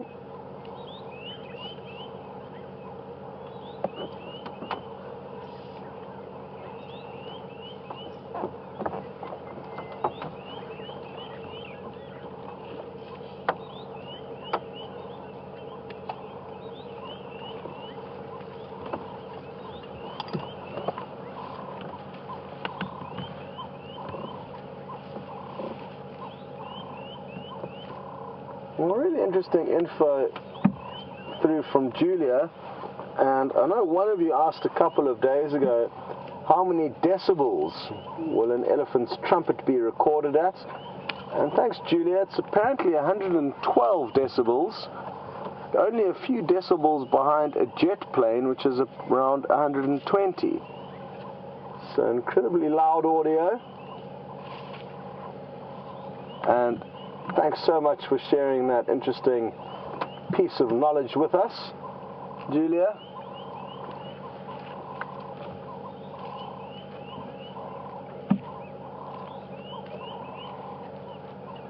Some beautiful bird song around us.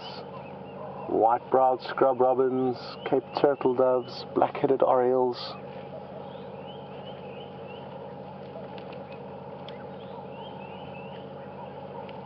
And you can possibly even hear the elephants feeding on this vegetation around us.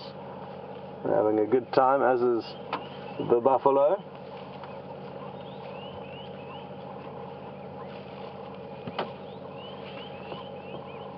And I wonder how much longer they will be able to feed on this lush green vegetation. It's a little bit of a false sense of security because it's far drier than it should be at this time of the year. And Anna Marie has just asked, shouldn't we be expecting some serious rainfall? Well, yes, we are, Anna Marie, but there are serious droughts. Well, there is a drought that is forecast at the moment, so not only here in South Africa, but throughout South Africa as an entire country. We have been experiencing huge shortages in rainfall. There's many farmers all over the country who are in a very desperate condition, and I think some farmers are about to ask for help from the state because it's going to be impossible for them to carry on if they do not get any aid. So it's not just the wild animals here, but even the humans and the farmers in other parts of South Africa are already struggling. So there may be a bit more rain, but it is forecast to be a drought. So who knows what exactly will happen.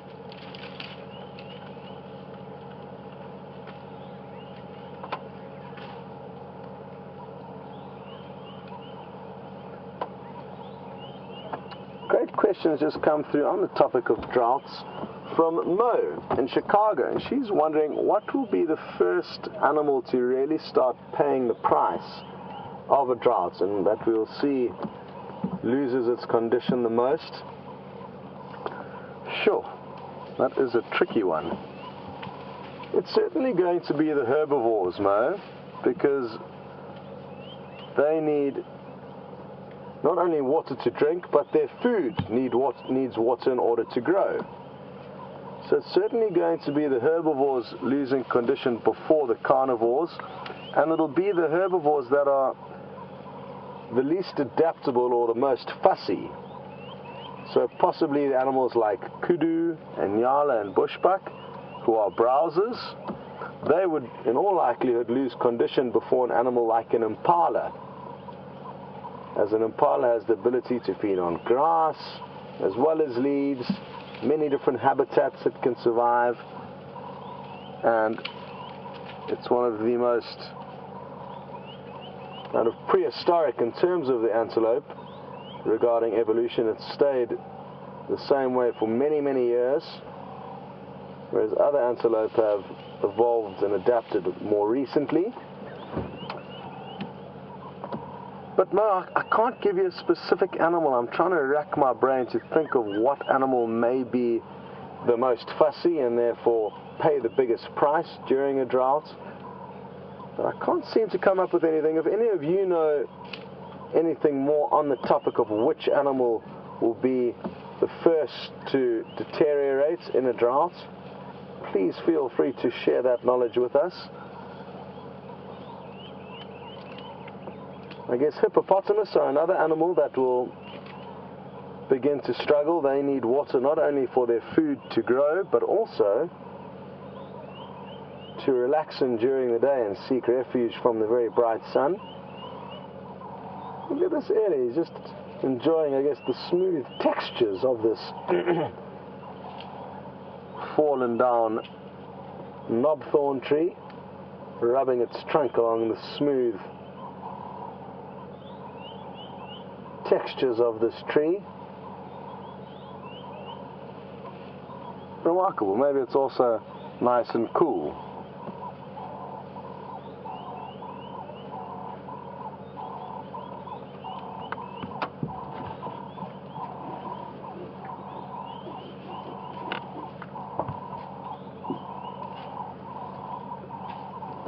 Nikki in the final control room has just helped me greatly with the pearl of wisdom, saying that she thinks the fish will be the first animal to be struggling the most, and that is of course entirely correct. As we've already learnt, a lot of the fish in the surrounding waterholes that have already dried up have either died or been caught.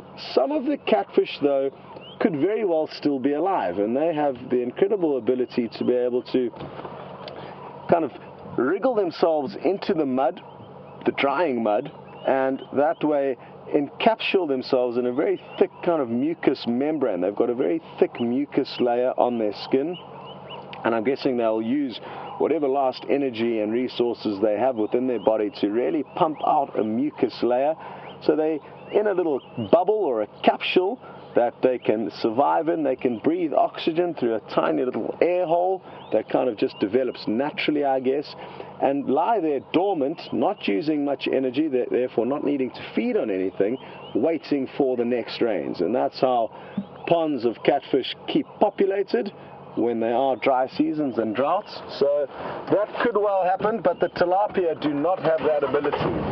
So only very few species of fish can survive droughts, the catfish being one of them. But yes, Nikki, you are right, the fish are in for a tough time. I think this will be a good spot for us just to stop and enjoy spending a few more minutes with these ellies.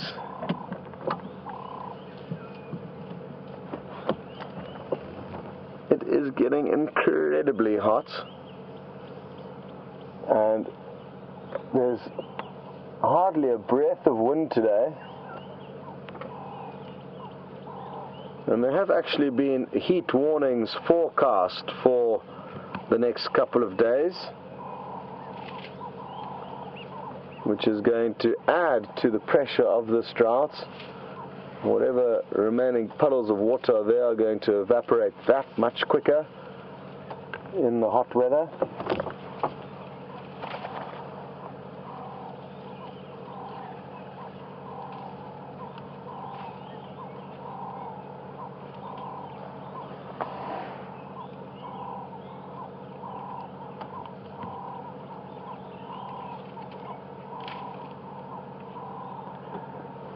Speaking of waterholes and heat, I think it may be a good option to head off towards the Juma waterhole, which is not far from us,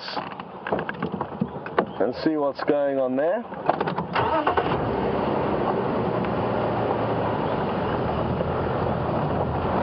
And that's the one benefit of being out later on as it gets hotter during the summer months, is that the waterholes tend to become more productive. The hotter it gets into the daytime,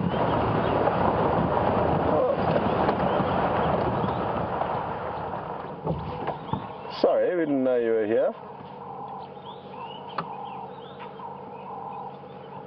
It's a young bull who's obviously rebelling from being seen very close to his mother, and I guess we all remember that stage of our life whenever we were getting dropped off at a social gathering or some kind of a function, or even at school in the morning, you'd kind of urge your parents to drop you off a little bit further down the street. That's what's going on with these teenagers. They are too cool to be seen relying on their mother's care, and they're doing their own thing. They're a little bit behind the herd.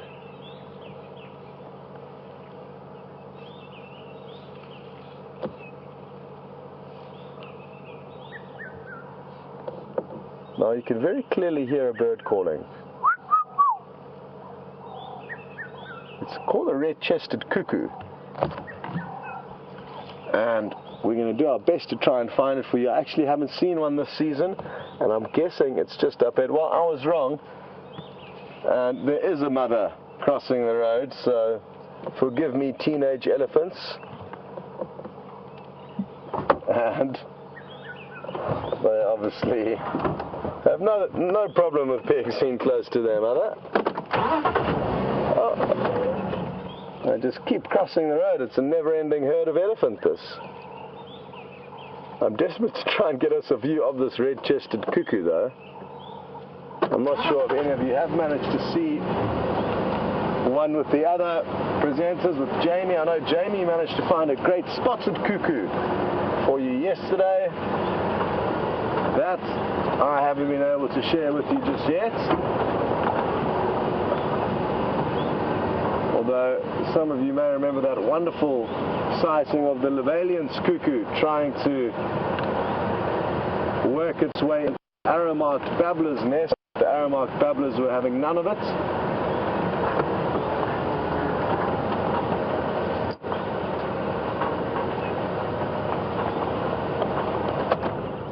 Just going to stop here. It's quite an awkward angle for Vim. I'm not even sure if we'll be able to get the camera leveled off, but it's in one of two of these acacia trees that I think the cuckoo is calling from.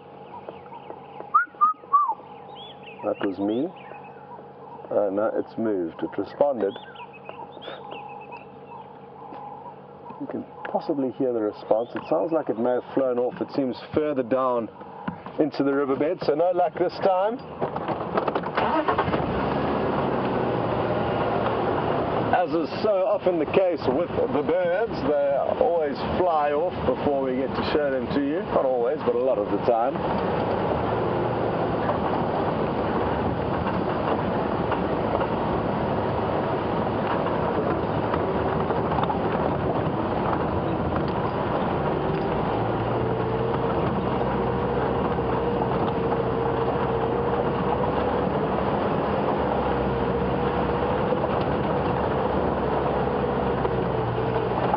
Some interesting updates coming through from the Juba Waterhole camp, so very happy to be able to tell you that we're going to be arriving there shortly for a closer look. And there was a report of a hippo being there earlier. I've never seen a hippo in that pond, so that's a first for me. And not only a hippo, but there's a few buffalo waiting there. Looking forward to seeing that sight. And as it gets drier, we are going to see a lot more kind of bizarre sightings of different animals in close quarters with one another, and it will actually even get to a point where herbivores may start turning on one another, fighting over water, or fighting over precious areas where they can rest and relax.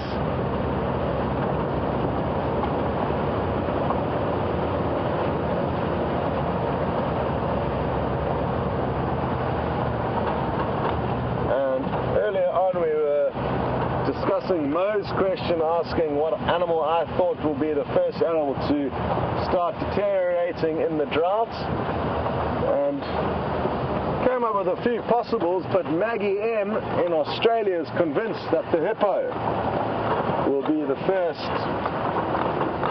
to start struggling. And let's take a different route to get there. Rather than driving along the road, we can drive along another area. And I think you're right, Maggie. Like I said, they're not only going to have a lack of food due to no grass being watered by the rain, but they are also going to have very few refuges where they can spend their days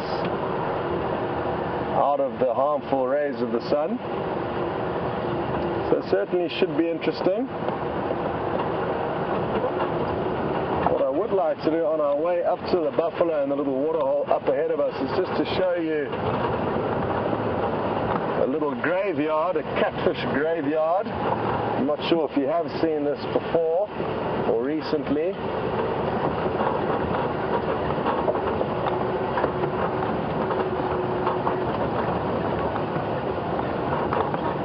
lot of the skulls and bones of catfish that were unable to wiggle their ways below the surface of this mud, and therefore encapsulate themselves in this kind of mucus membrane. So the scary thing is that there could be some catfish underneath all these carcasses that are still alive, and I'm fairly certain there will be.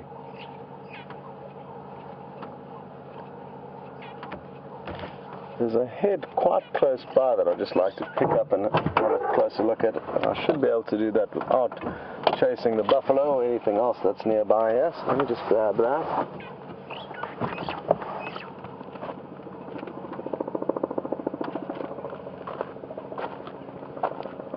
So, the very flat head of a catfish. Here you can see where its eye would naturally be. Here's a dried out old little whisker that they have, and there'll be several of these coming off each side of the mouth, some of which have already been chewed on and fed on by some kind of an animal. I'm not too sure which one. And they've got funny little teeth. They aren't very hard, they're almost like hairy bristles. Hundreds of tiny little teeth. They are quite sharp, but they're the tiny teeth of this catfish. Anyway, not much to see here, but a little bit of the carcass. And let's get a little bit closer now to the waterhole, see what's going on there.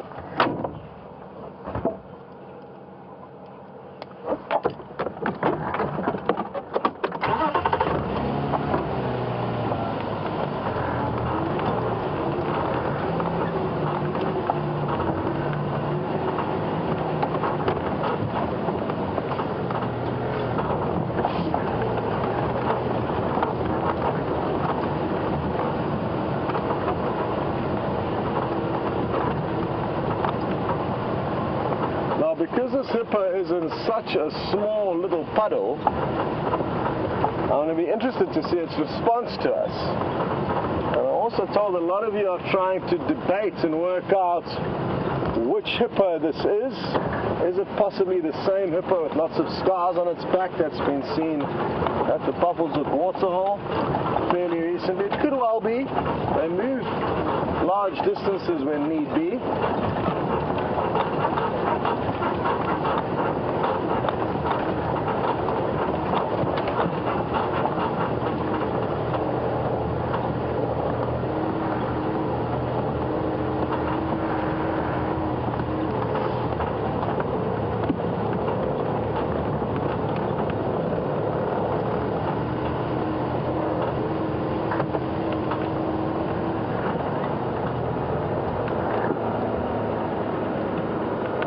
High enough up here, Vim. Tiny bit more. Just trying to stop and get the lowest angle possible. That is the most realistic. And can you believe it? This hippo is seeming to be quite relaxed with us in this tiny, tiny puddle. It's going to have a lot of action here today, with many different animals coming to drink. So I hope it is tolerant. Look at all the scars on its back there. And Don has just mentioned that surely the hippos need to take good care of their skin and protect their skin, and that's why they do spend a lot of time in the water during the day, to try and protect their skin from the harmful effects of this burning hot sun. And you're right, Donna, that's going to be a major concern for hippos as it dries up. They can, however, seek refuge in shady areas, which will be almost as good as being in the water, just not for keeping cool though. Obviously the water has a huge cooling effect, as well as keeping their body out of the harmful rays of the sun. But sadly this little pond is as deep as it gets.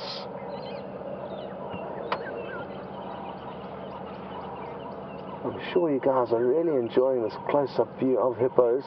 I don't think I've ever managed to get this close to a hippo with so much of its body being out the water. And they are quite ferocious fighters, these animals, and that's why you can see so many cracks in its skin.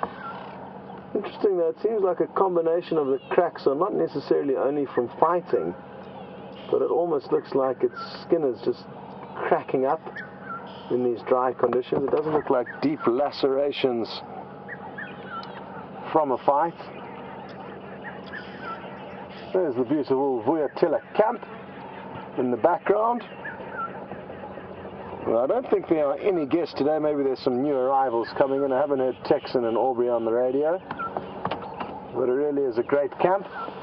And if you've got a bunch of friends who want to come out on safari, I'd strongly suggest coming here because it's a real bargain, and all 10 of you have the whole camp to yourself. You take over, it becomes your home, and it's a great way to come on safari. So think about it, try and get 10 friends together and come out and visit. It would be great to meet a few more of you. We had a few viewers here not too long ago that we got to meet, and always great to finally catch up and see the faces of the people that we spend so much time with on safari, answering questions. And I guess you guys get to see a lot of us, but it doesn't really happen the other way around. So I always love meeting you guys, so try and make plans to come out and join us. It would be wonderful to get to know you guys a bit better. Now there's a lot of buffalo bulls here. They're all looking in great condition actually.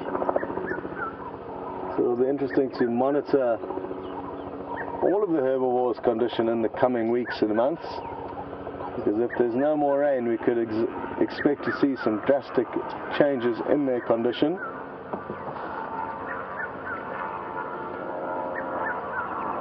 We're not going to be going anywhere, might just reposition the vehicle quickly, and while we do, we're going to send you across to Jamie. She would like to say her goodbyes, and we'll be ready to receive you when she's done.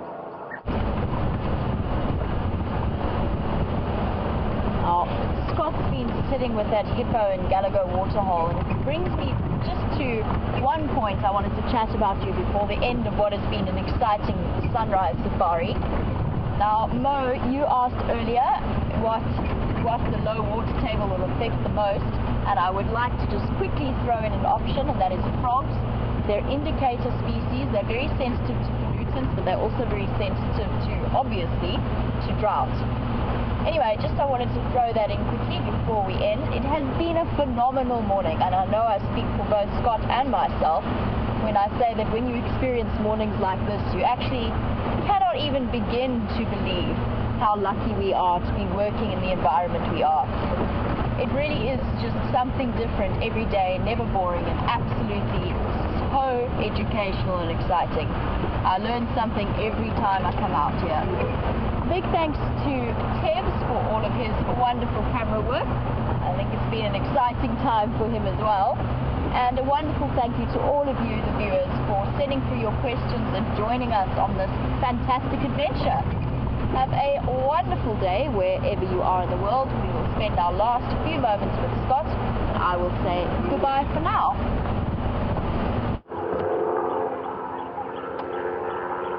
So as you can see, we've just repositioned, and I've got a frontal view now of this hippopotamus. They are colossal animals. This one probably weighs anywhere in the vicinity of 2 to 3 tons. Absolutely massive. And thanks very much to Linda for confirming that this hippo, or a hippo, has actually been spending some time in this little pond over the last week or so, obviously when I was on leave.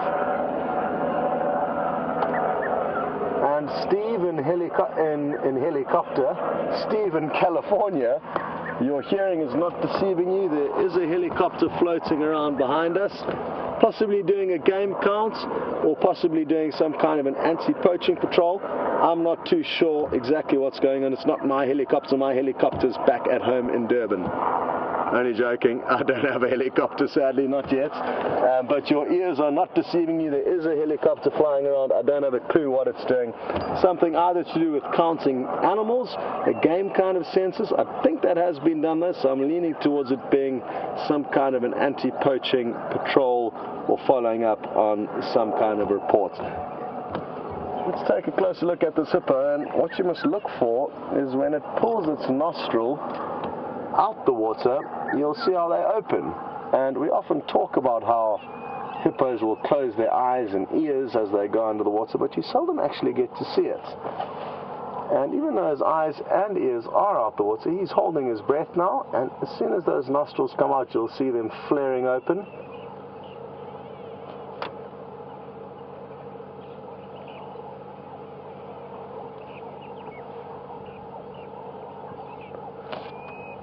Well, everyone, thank you. Oh, there are the nostrils there, flaring open, bright pink. And thanks so much, everyone, for joining in what has been an incredibly memorable safari. Hopefully we'll get to find the wild dog again this afternoon. I'm feeling confident that we will. Failing that, I'm sure we will find you guys something else of interest. But thanks for all the questions, comments and helps. Well done to Nikki and Tara in the final control room, and also to VM on camera. We'll see you all on the next safari.